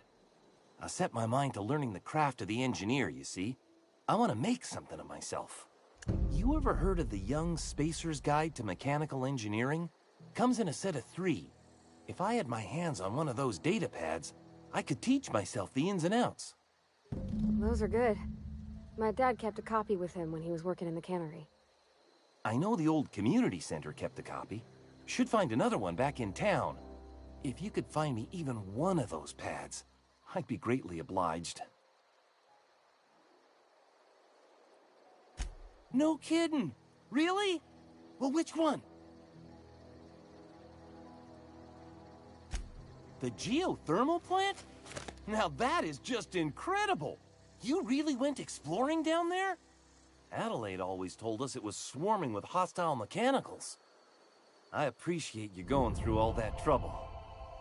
In fact, I put aside something special, on the off chance that somebody'd search out those data pads for me. Sure, I'd be glad to take them off your hands.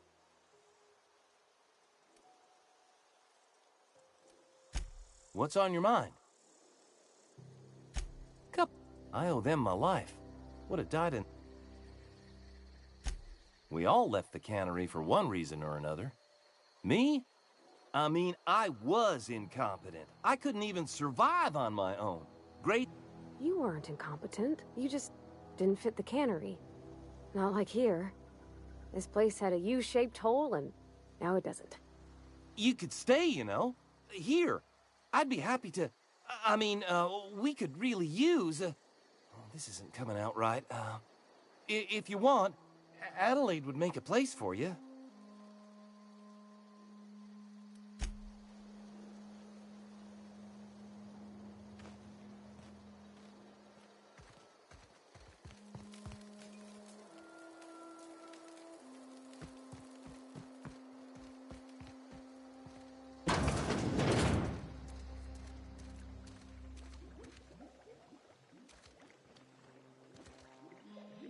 I'm listening.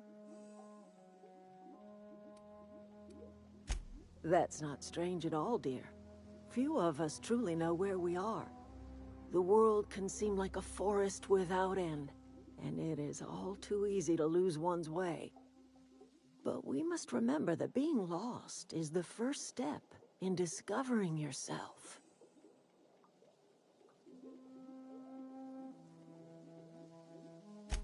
This is the old botanical lab, in Emerald Vale, on Terra 2. By the look on your face, I'm guessing you're not quite following me. Are you not feeling well? Ought to lay your head down if you're running fever.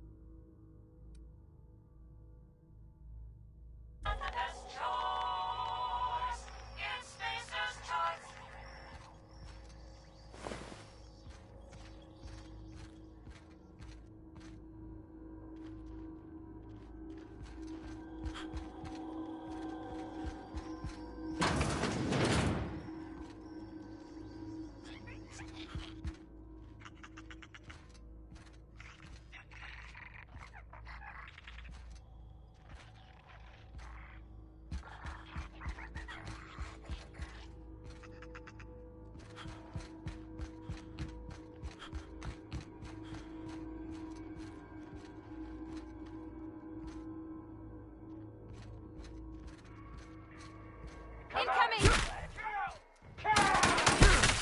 That's the last of them!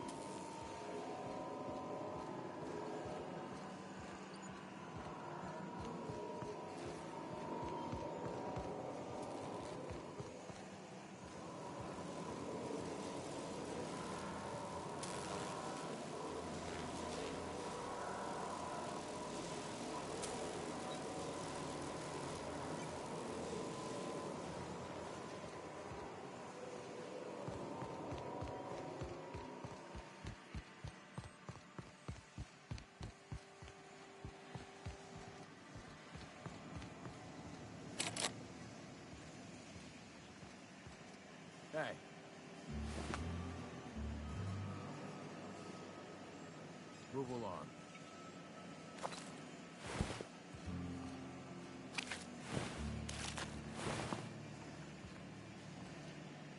Just gotta keep our heads up. It's alright. I got a lot to do. I don't have time for this.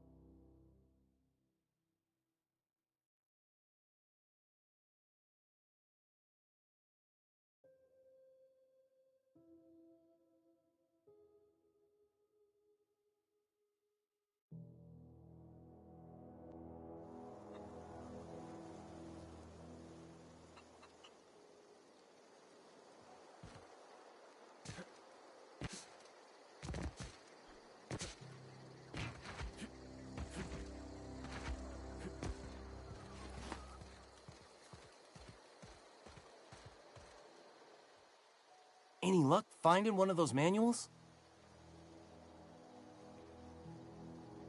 No kidding! Look at 2 whole data pads! Be still my beating heart! Oh, almost forgot your payment. Well, don't keep me in suspense. Ain't that just ironical? If I'd worked a little longer back at the cannery, I might have found this myself. That's a complete set! All 3 parts! I'm gonna be the greatest engineer Halcyon's ever seen. Aside from you, Ms. Parvati, I swear, I'll do you proud. I'm glad we could help, Thomas. I've been saving something for you. Just a little contraption I found. Should fit right into your outfit.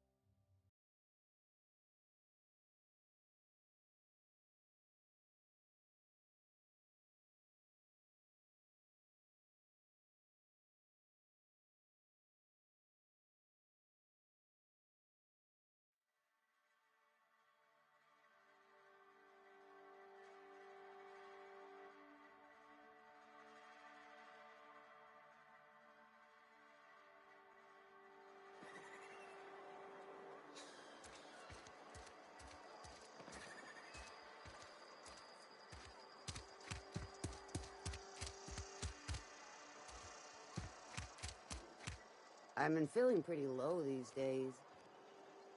Don't let the boss catch you saying that.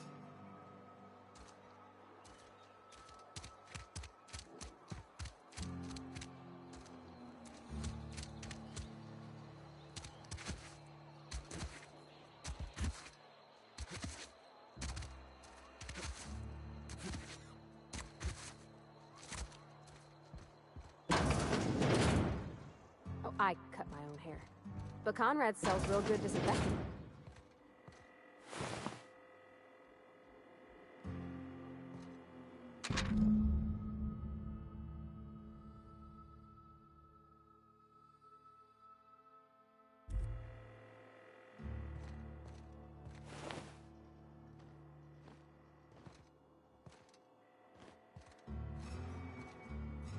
Not a peep for me.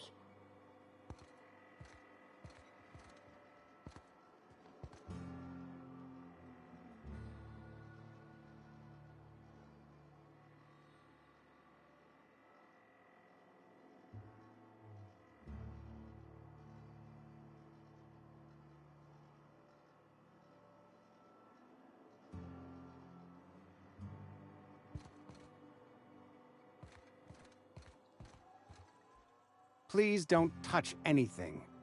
Physical hygiene recapitulates moral hygiene. Cleanliness is next to lawfulness.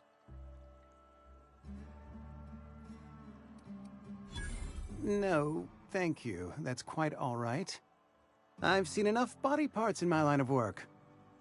I'm Conrad. You will report to me if your hair fails to meet Spacer's Choice aesthetic standards. You will also report to me in the event of your death, whereupon I will clean and prepare your remains for interment. Ah, gravesite fees. Silas and I had talked about this at length. I thought I'd made it clear my pecuniary situation precludes the necessary restitutions.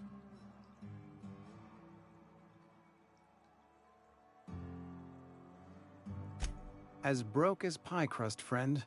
Bidless, indigent, destitute. I simply cannot afford it. I am a blemish on the prosperity of our fair settlement. When I expire, I expect Silas to toss my body into a ditch.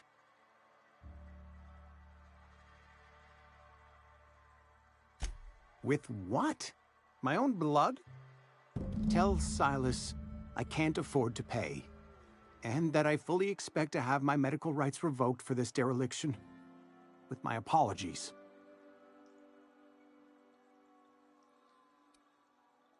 Not a bad idea.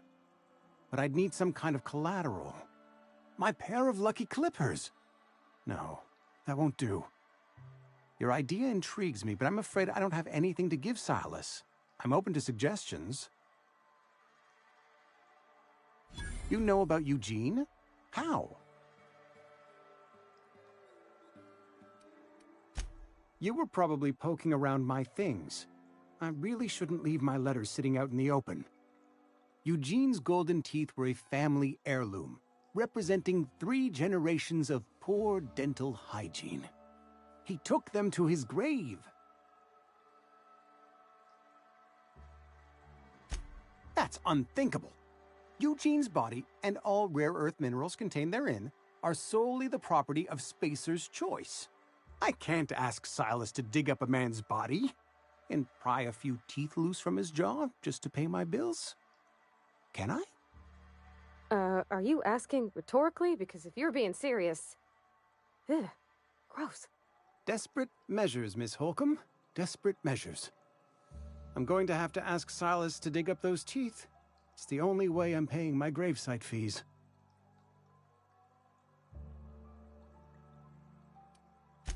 Here you are. Gravesite papers affixed with my signature and an IOU.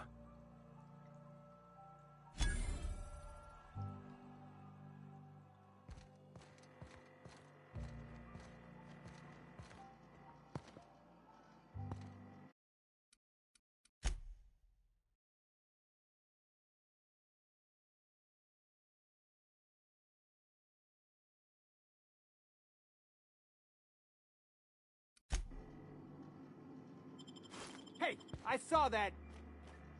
What do you think you're doing?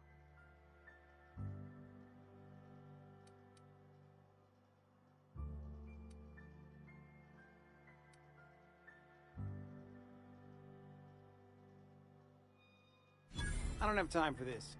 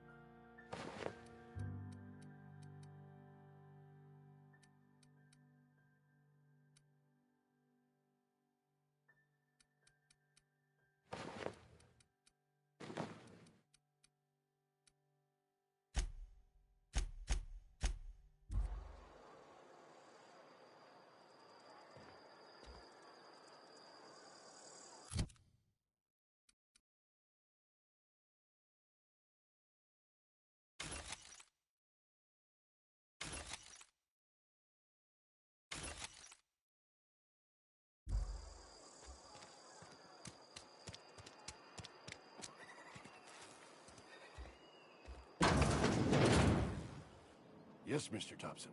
I'm fine, Mr. Thompson. Never been healthier.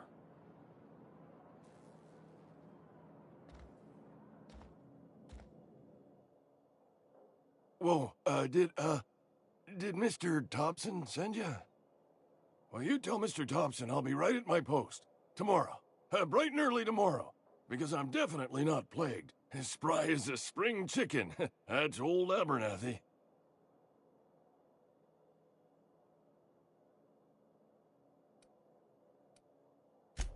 And what are you doing here?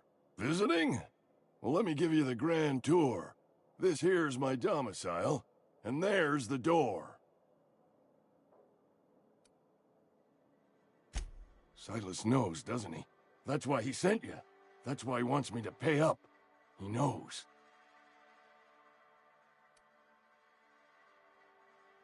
Sounds like he's already told you. You may as well hear it from me. I'm dying. I'm not long for this world. The date of my expiration is fast approaching, and soon I shall be ushered through the great cannery in the skies. Don't say that, Mr. Abernathy. You still got a couple decades in you. I'd steer clear, Ms. Holcomb. My affliction's bound to be contagious. It's plague. Has to be. Silas knows. He knows I got one foot in my grave, and now he wants to charge me for the other one.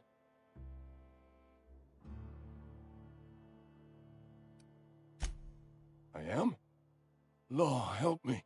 Paranoia is one of the plague's known symptoms.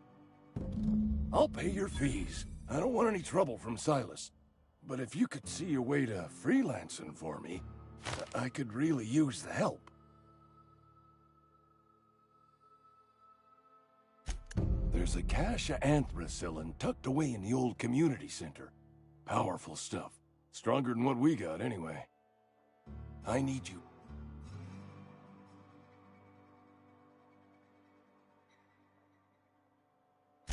You been there already? And you ain't been ground down? Let's see it. Don't keep us waiting. Sweet life-giving nostrum. Scratched together all the bits I had around the domicile. It ain't as much as you deserve, but it's all I got.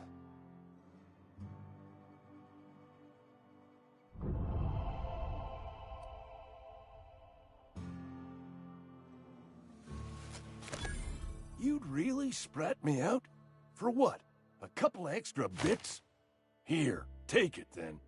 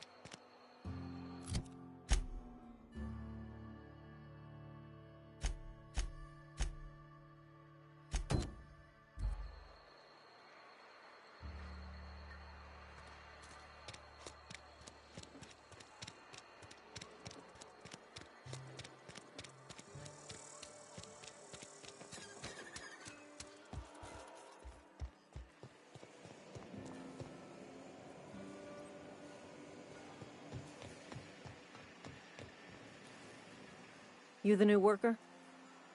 Whatever. Make it quick, Tenderfoot. I'm busy. Shit. Silas still on about that. Here, take the fees. I'd appreciate it if you didn't tell Reed I was late on my payment. Because they're not my fees and not my gravesite. Guy I worked with shot himself. I paid the bill.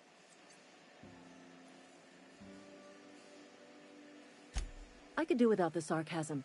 Wasn't acting out of the goodness of my heart. Law requires delinquent gravesite fees to be paid by the deceased party's closest living relative, which meant me. Shame, though. Eugene was a good worker. Woke up one morning and put a round through his upper story. Can't imagine why. The kid was doing all right at his desk. We all thought he was an upstanding receptionist. Just between the two of us, I'm pretty shocked his weapon didn't misfire. Spacer's Choice handguns aren't the most reliable.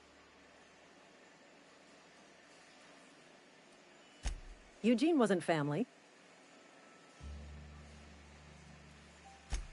Yeah, I was the closest living person relative to his body at time of death. I'm the one who found him, you see, so I pay the fines. Suicide's a crime. The legal term is irreparable damage to company property. What Eugene did to himself was vandalism.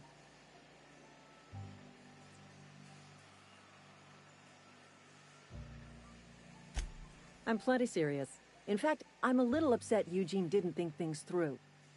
In other words, Edgewater would have been penalized pretty hard. Whatever Eugene was worth as an asset, we would have had to pay out of pocket to Spacer's Choice.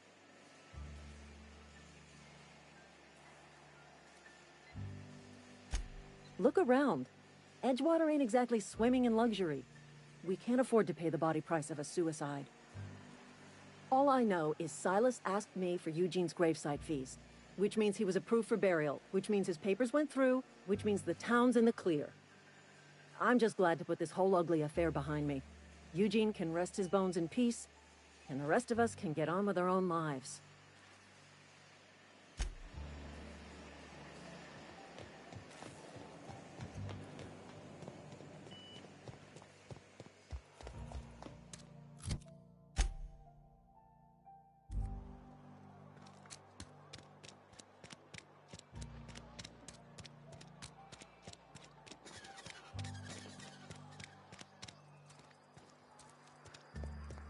I've always felt weird in here.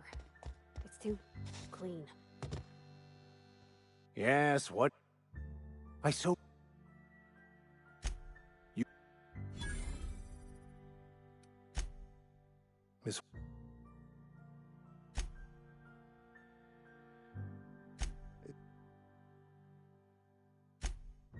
My...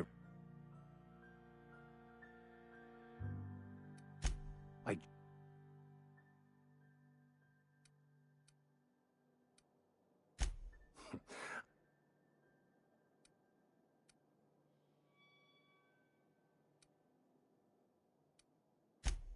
It's a hand... Thank you.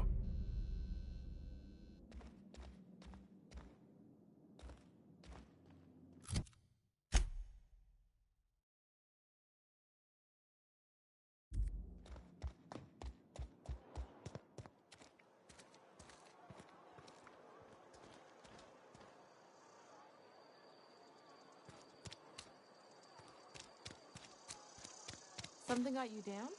Nothing. Another day at the camp.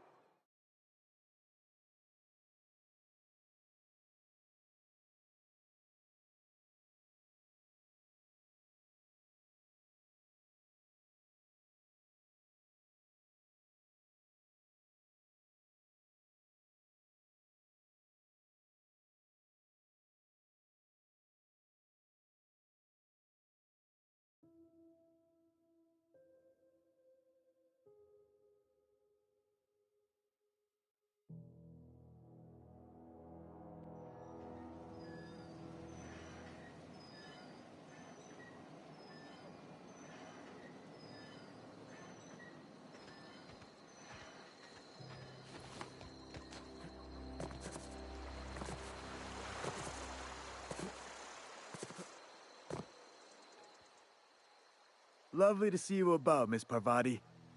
Things going all right, Silas? Been keeping him careful and true, miss.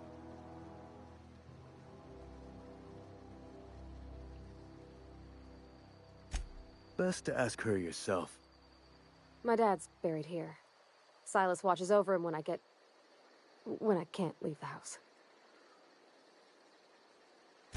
Oh. Well, thanks. Something I can do for you?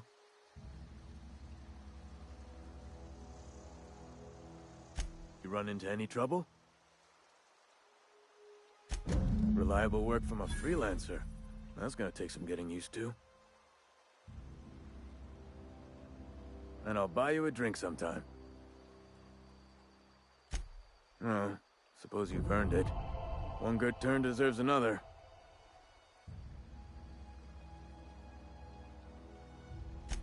Abernathy was sick? With the plague? That's disgusting. I shook hands with the guy. I needed his fees because of his name. A, for Abernathy. He was at the top of my list, you see?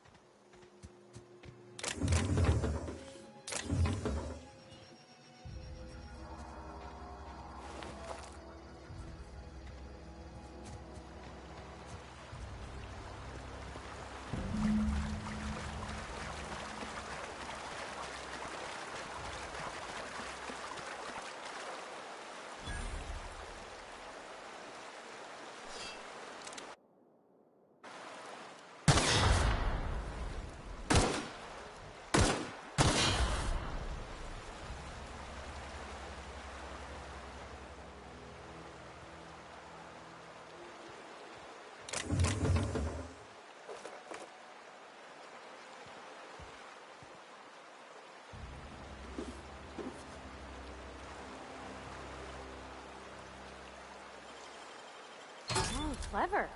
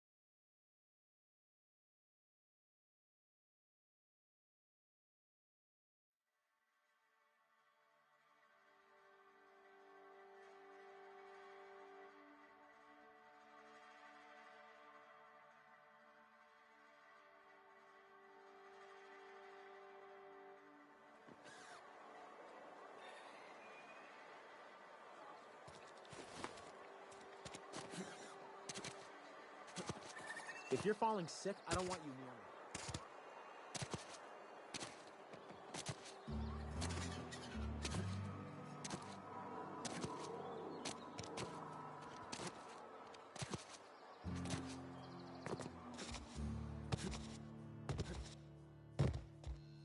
Any progress on that matter we discussed?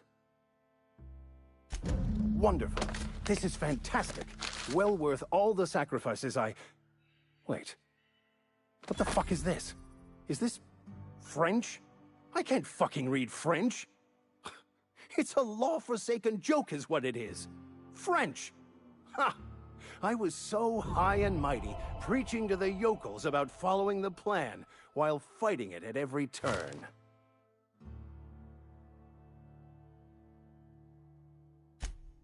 Well, yes. But I assure you, it was not for personal gain, only for the greater good. I've spent my life searching for the keys to unlocking the secrets of the universal equation that underlies the plan. I had hoped this book held some of those answers. I became so desperate, I even got myself assigned to this plague-ridden backwater to find the damn thing. All the time and suffering I've spent. Wasted.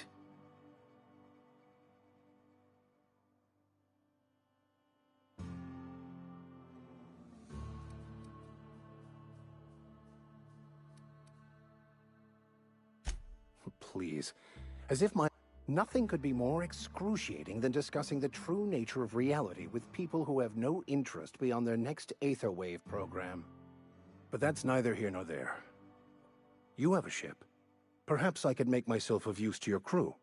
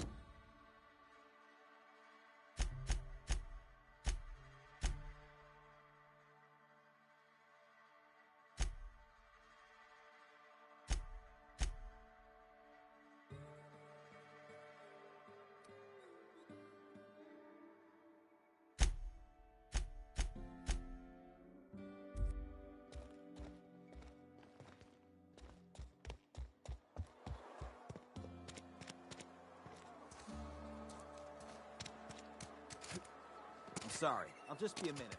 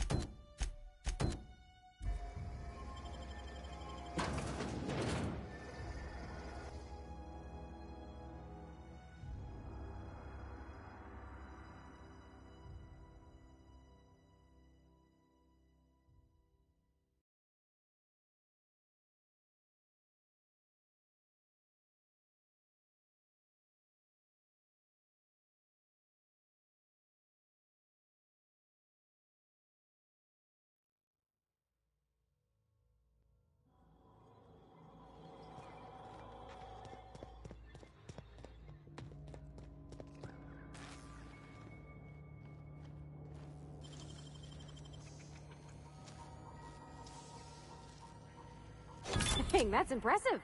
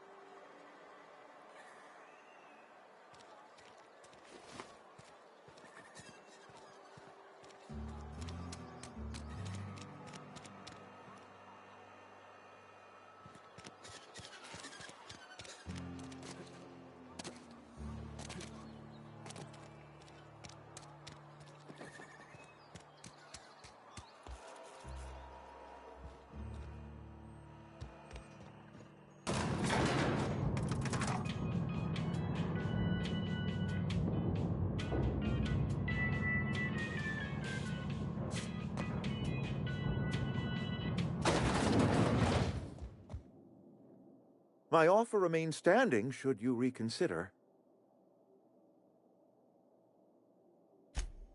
Thank you. I can't tell you how much this means to me. The plant's not... Head into the plant, find the main door. Remember that you are representing...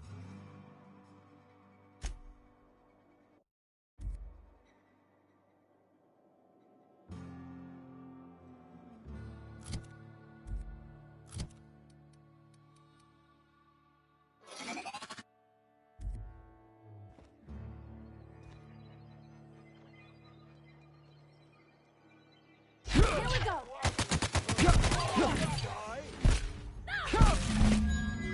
you out of your mind? You just killed him.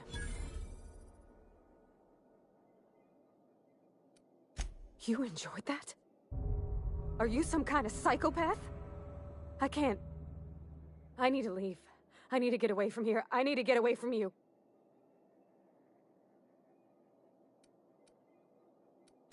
Don't take this the wrong way or anything, but I don't ever want to see you again.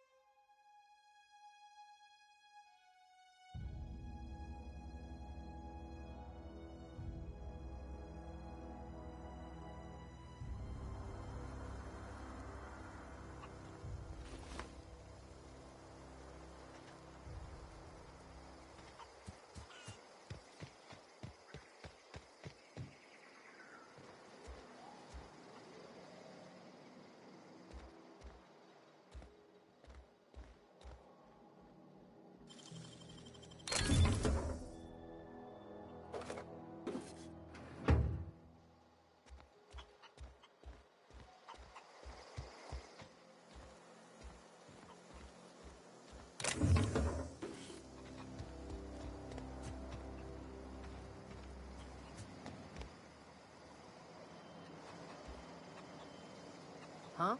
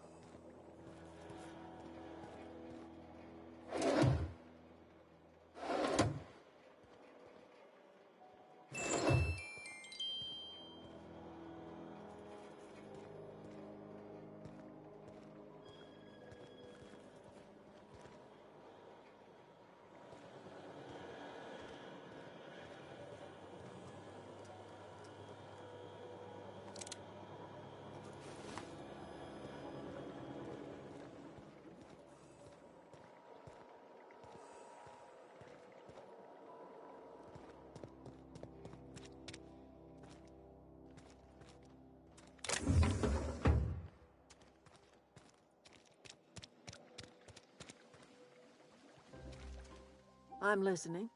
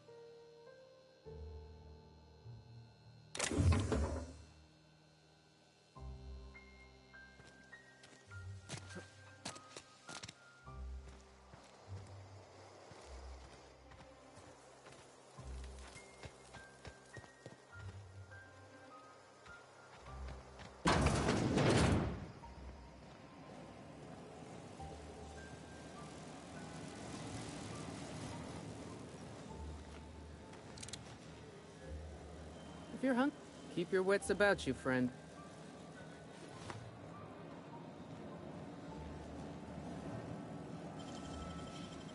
Oh, you got that?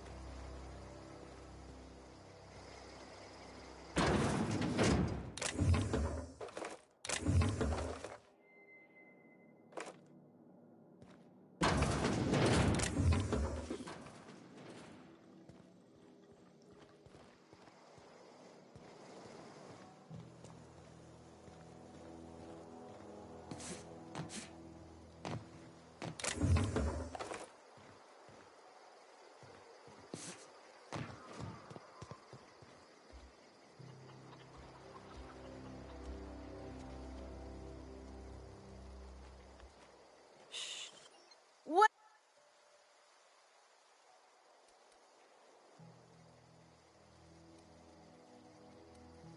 Carry on.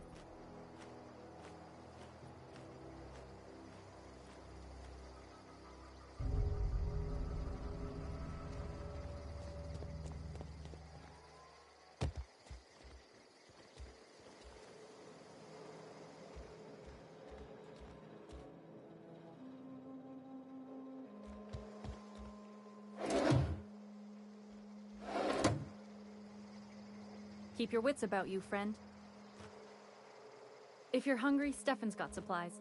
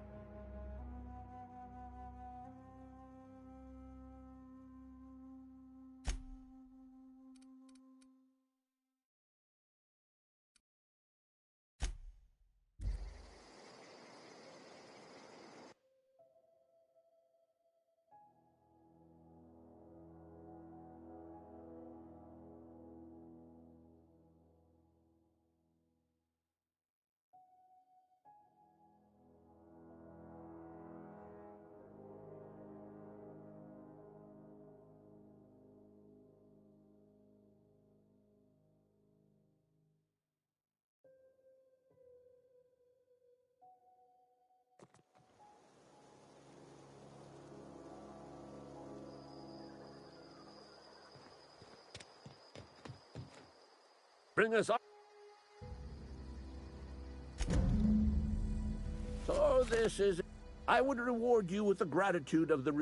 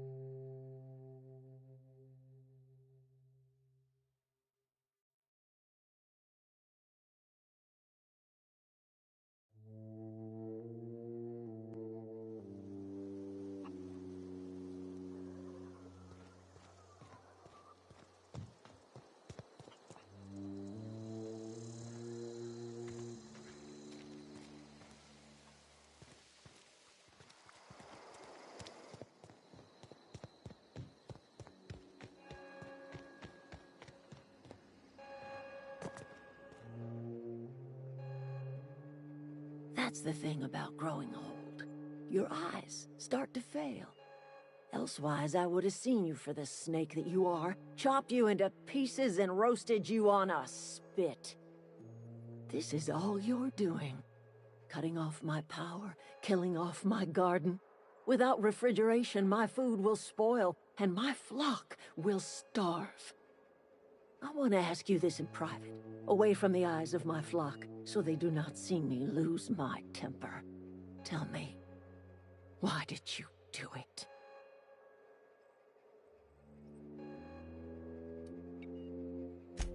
You killed my garden, destroyed my community, sentenced my flock to a lifetime of slavery in Edgewater for a power regulator. Well, shit, I wish it was personal. Go talk to Grace and Thomas. Look them in the eye and tell them their life here is over, and the only thing left to do is go back to Edgewater. This is now your responsibility. And you tell Reed Thompson that I will never return to Edgewater. I would rather die among my flowers than live under his management. You offering to cross Reed off, huh? This some sort of twisted reparation for what you've done? Or you just looking for a chance to sow some chaos? Kill Reed if you must, or talk him into leaving if you can. He and I are not sharing the same four walls together.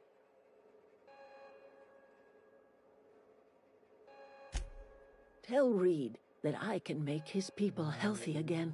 I can end their plague. Start a new garden right in the cannery. 3 square meals for every man and woman in Edgewater. Tell him how I've made the Vale bloom again. The soil has whispered its secrets to me, and I alone know how to breathe life back into the earth. The secret is human corpses. I've been grinding them up in my fertilizer for years. Marauder, worker, don't matter much to me. The human body is rich with nutrients. I have got a means to cure the plague, and I will not share that cure until Reed leaves town. Those are my terms.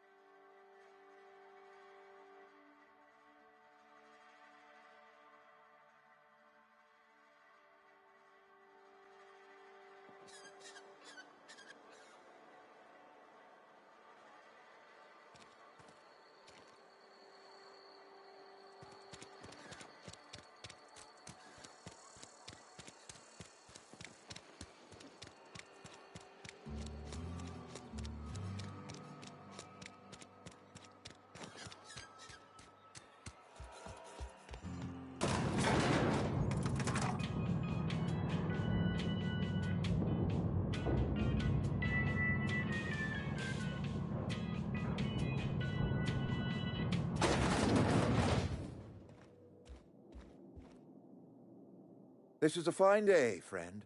Power flows through our town like a cool stream of water. I trust Adelaide's people have seen their way to reason. So, when can I expect them back at their posts?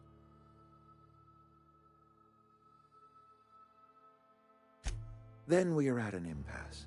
Stewardship over this town has been entrusted to me by Spacer's Choice. I am not perfect. I have made my share of mistakes. But I have done my best for this town.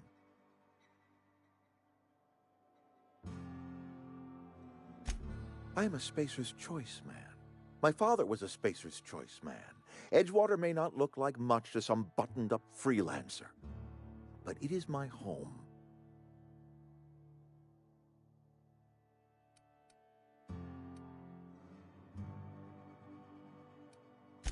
I don't believe you. Plague's a reality of life. Best treatment is a good work ethic.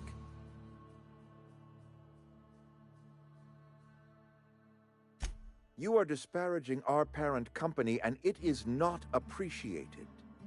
We are a Spacer's Choice Saltuna cannery. We eat Saltuna here, and only Saltuna.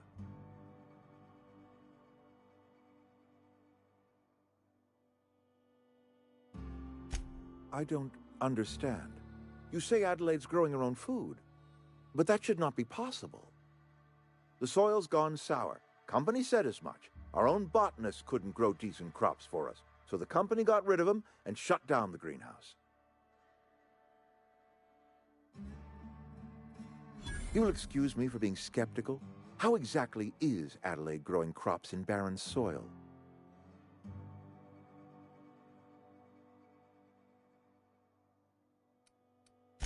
And when you say special fertilizer, you mean what exactly?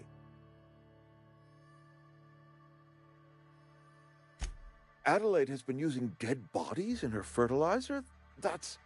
Come to think of it, that's a stroke of brilliance. What a remarkably efficient solution. Recycling Spacer's Choice property long after its date of expiration. I was wondering about those missing bodies in Silas's cemetery.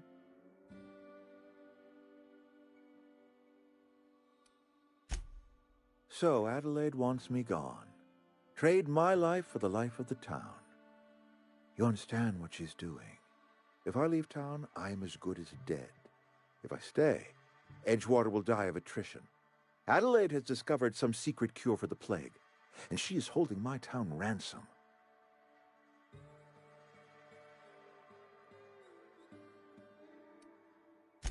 If Adelaide's found a way to feed her people and cure the plague, then she deserves this office more than I do. I won't stand in her way. My life here is ended. Give me a little time to settle my affairs. I'm sure Adelaide will be glad to see the back of me.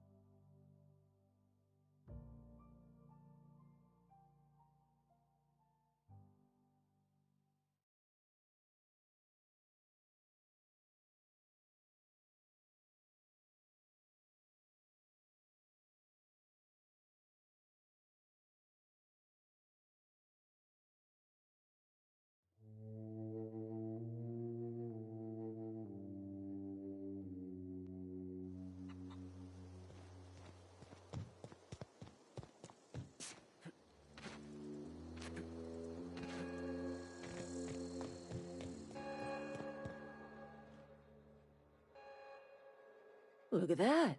The snake's come back. I never thought I'd see the day that Reed Thompson abandoned his post. Suppose we all have a breaking point. Suppose it's time our flock made our way back to Edgewater.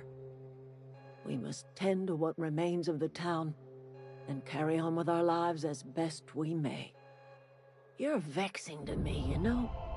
Injuring us with one hand, helping us with the other. Here, I'm giving you something to leave us be. It's a ransom, you understand, not a reward.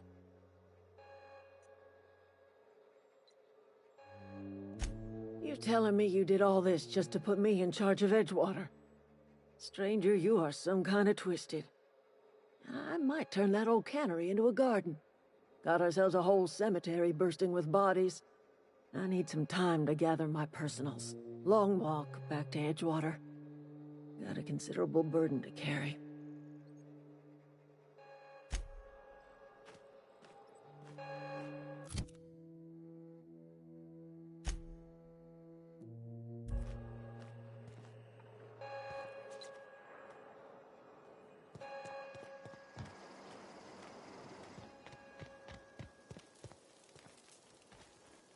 Food's bound to spoil at this rate. Sorry. I'm just trying to figure out what to do is all. Adelaide said that? Something must have changed in Edgewater.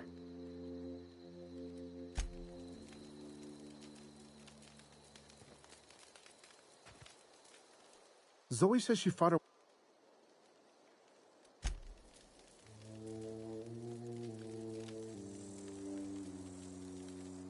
Never liked Reed much.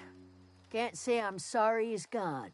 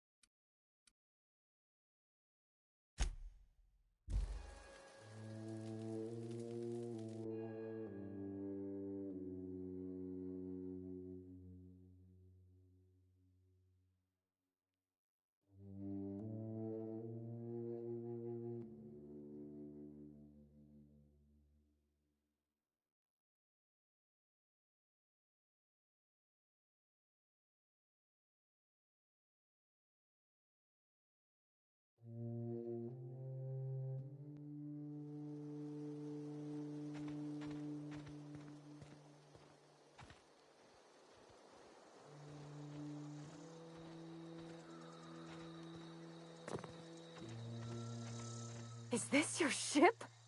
Oh my stars, she is just so handsome. Does she have a name yet? What's her drive model? Oh, gosh. Listen to me babbling. When I was in Edgewater, I dreamed of flying on a real ship, working on a real engine, belonging to a proper crew.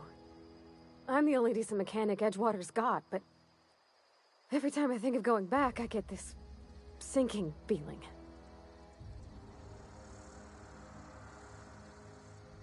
Well, it's kind of you to say that.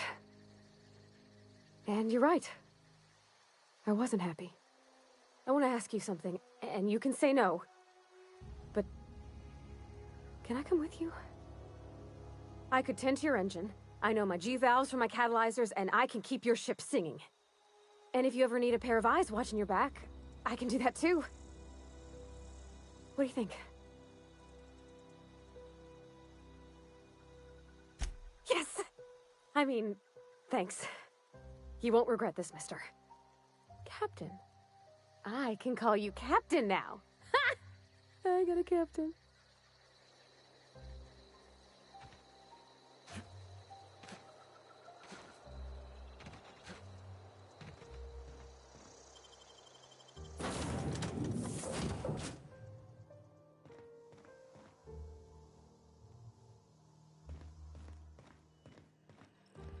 Captain, I have detected that Edgewater's power supply is now optimal.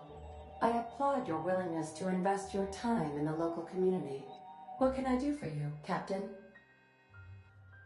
Do you know how to install a power regulator? Outstanding, Captain. Your aptitude for engineering will prove invaluable in the event of another catastrophic engine failure. Our engine room is located behind you. Across the cargo bay, up the ladders.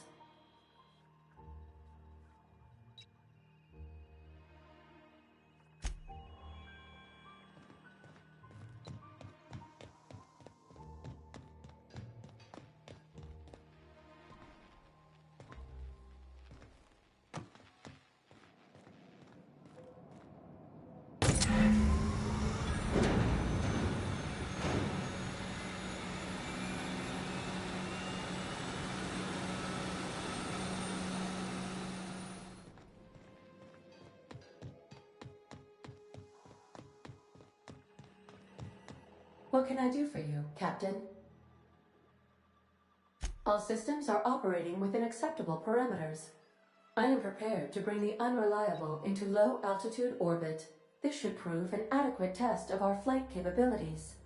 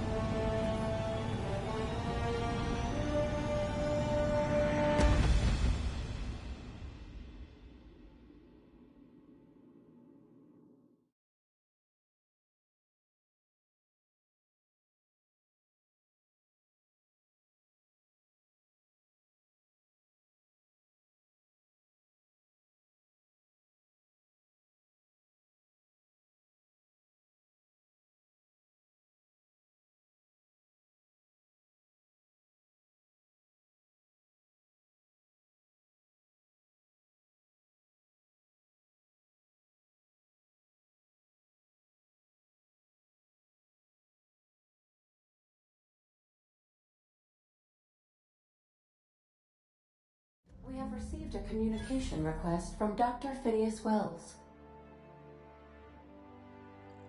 Aha, there you are. Hale and hearty, and captain of your own ship. I see you're putting the unreliable to good use. Shame about her former captain. Horrible way to die. How are you feeling, by the way? I lost track of you in that cave back there.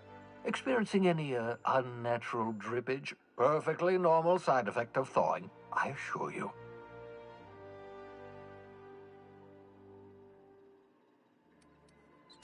Good, great, excellent.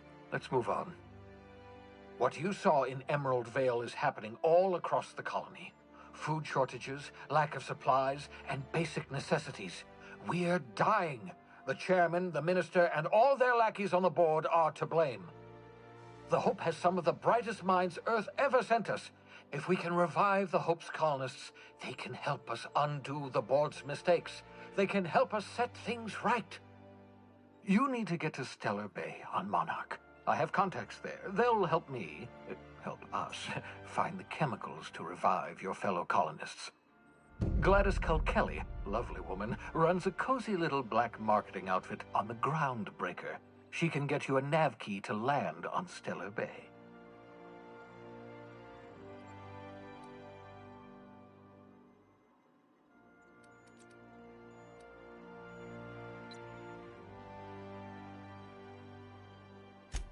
Strictly speaking, Monarch is a moon, terraformed badly, and almost completely lawless. You'll love it. Captains don't fly their own ships, you see. Your navigation terminal handles the, navigation. Think of a nav key as a set of flight instructions. The board's been confiscating nav keys for Stellar Bay, so we must rely on unconventional means of acquisition. Hence, Miss Gladys Culkelly.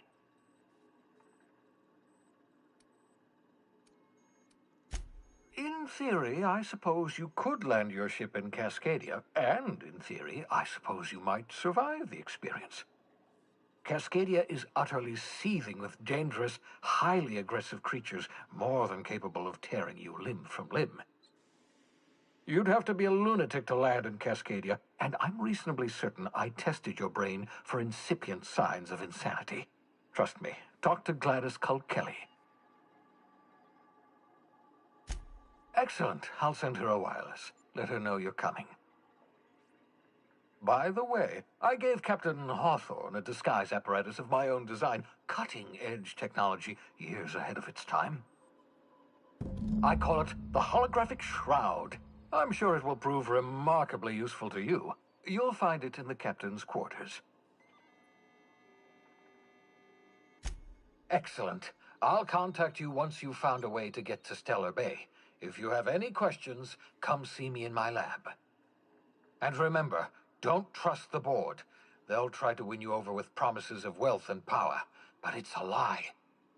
The board's only interested in filling their own pockets. If we don't put a stop to them, they're going to run this colony to the ground. Transmission ended. If you are ready to depart, please select a destination on your navigation terminal.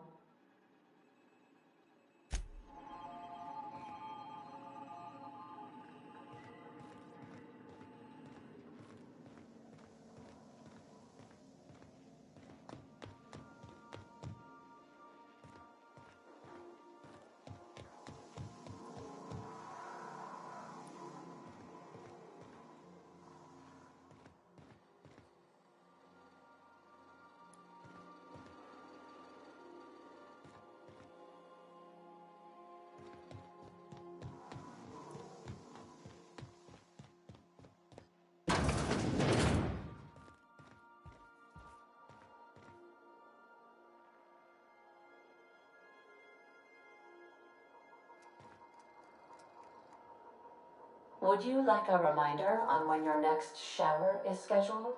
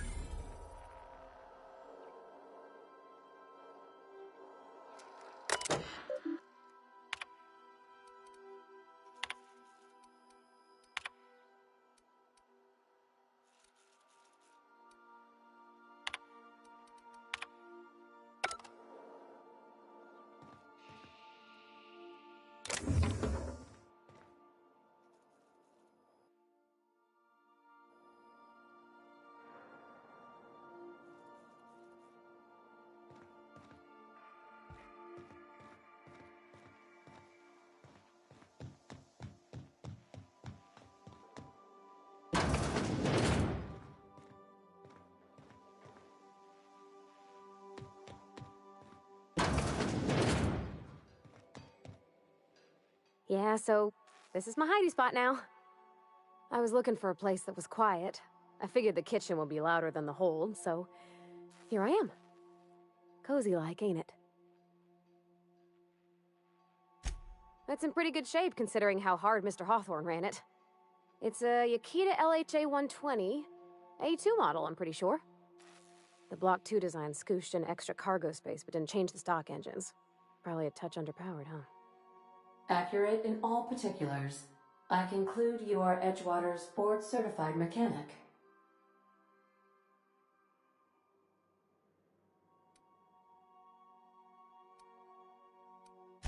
Fly-by-wire's pretty normal. Or leastways, that's what I read in the trades. I've never been on a real ship before. Hello! I am not a board-certified mechanic, but my dad was. He taught me all he knew. Do you understand? Speech recognition is one of the many skills I have been programmed to simulate. You're not simulating it, you're doing it! I asked a question and you answered it. I am gratified you consider this facsimile convincing.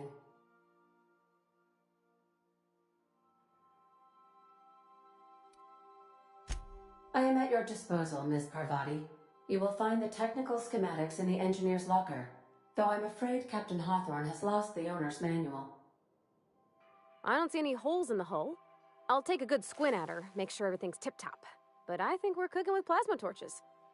You can do that, you know. My dad taught me how to make grilled cheese sandwiches with a plasma torch.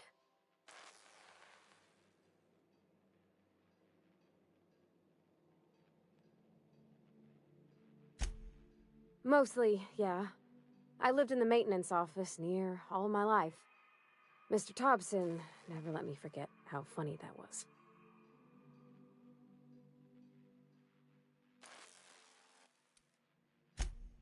I'm not exactly a model employee. Not like you wanted. The kind that stays quiet and gets the right work done in the right order every day. It's not normal for anyone to do as their parents. You take a vocational test. That decides your schooling and your career. When I tested out for maintenance, everyone figured it was on account of my dad. They were real unhappy with us.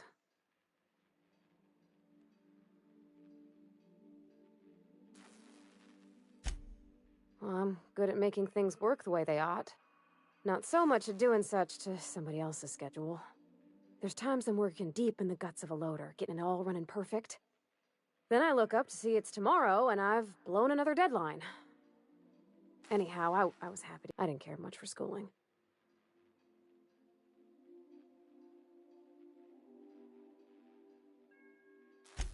Yep, nothing much had changed. Everything was a little grayer, a little dirtier. Dad met me at the shuttle and gave me a big ol' hug. I noticed straight away that he was moving slower and stiffer. He made a little grunt when I squeezed.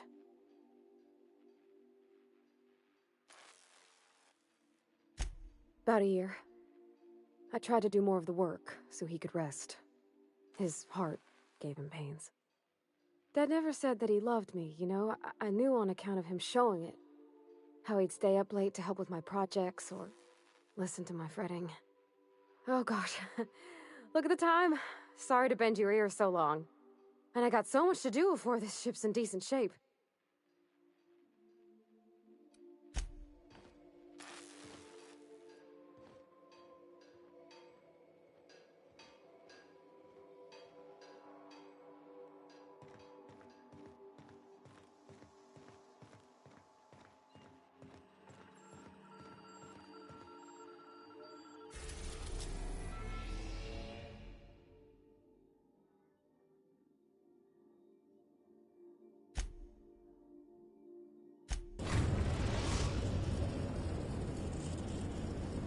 The groundbreaker has approved our request for docking, Captain. You're free to disembark.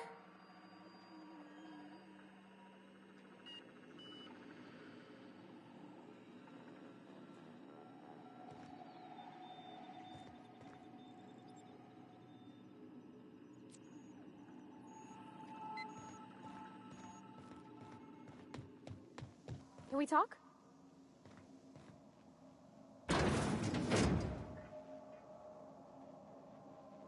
Hey, Captain. I heard that Groundbreaker's got a real good engineer. A lady named Junlei Tennyson? I was thinking that maybe I ought to meet her. If you got time to swing us by, I mean. I don't got much experience fixing actual spaceships. I bet you a can of Borston beans she could teach me all manner of stuff.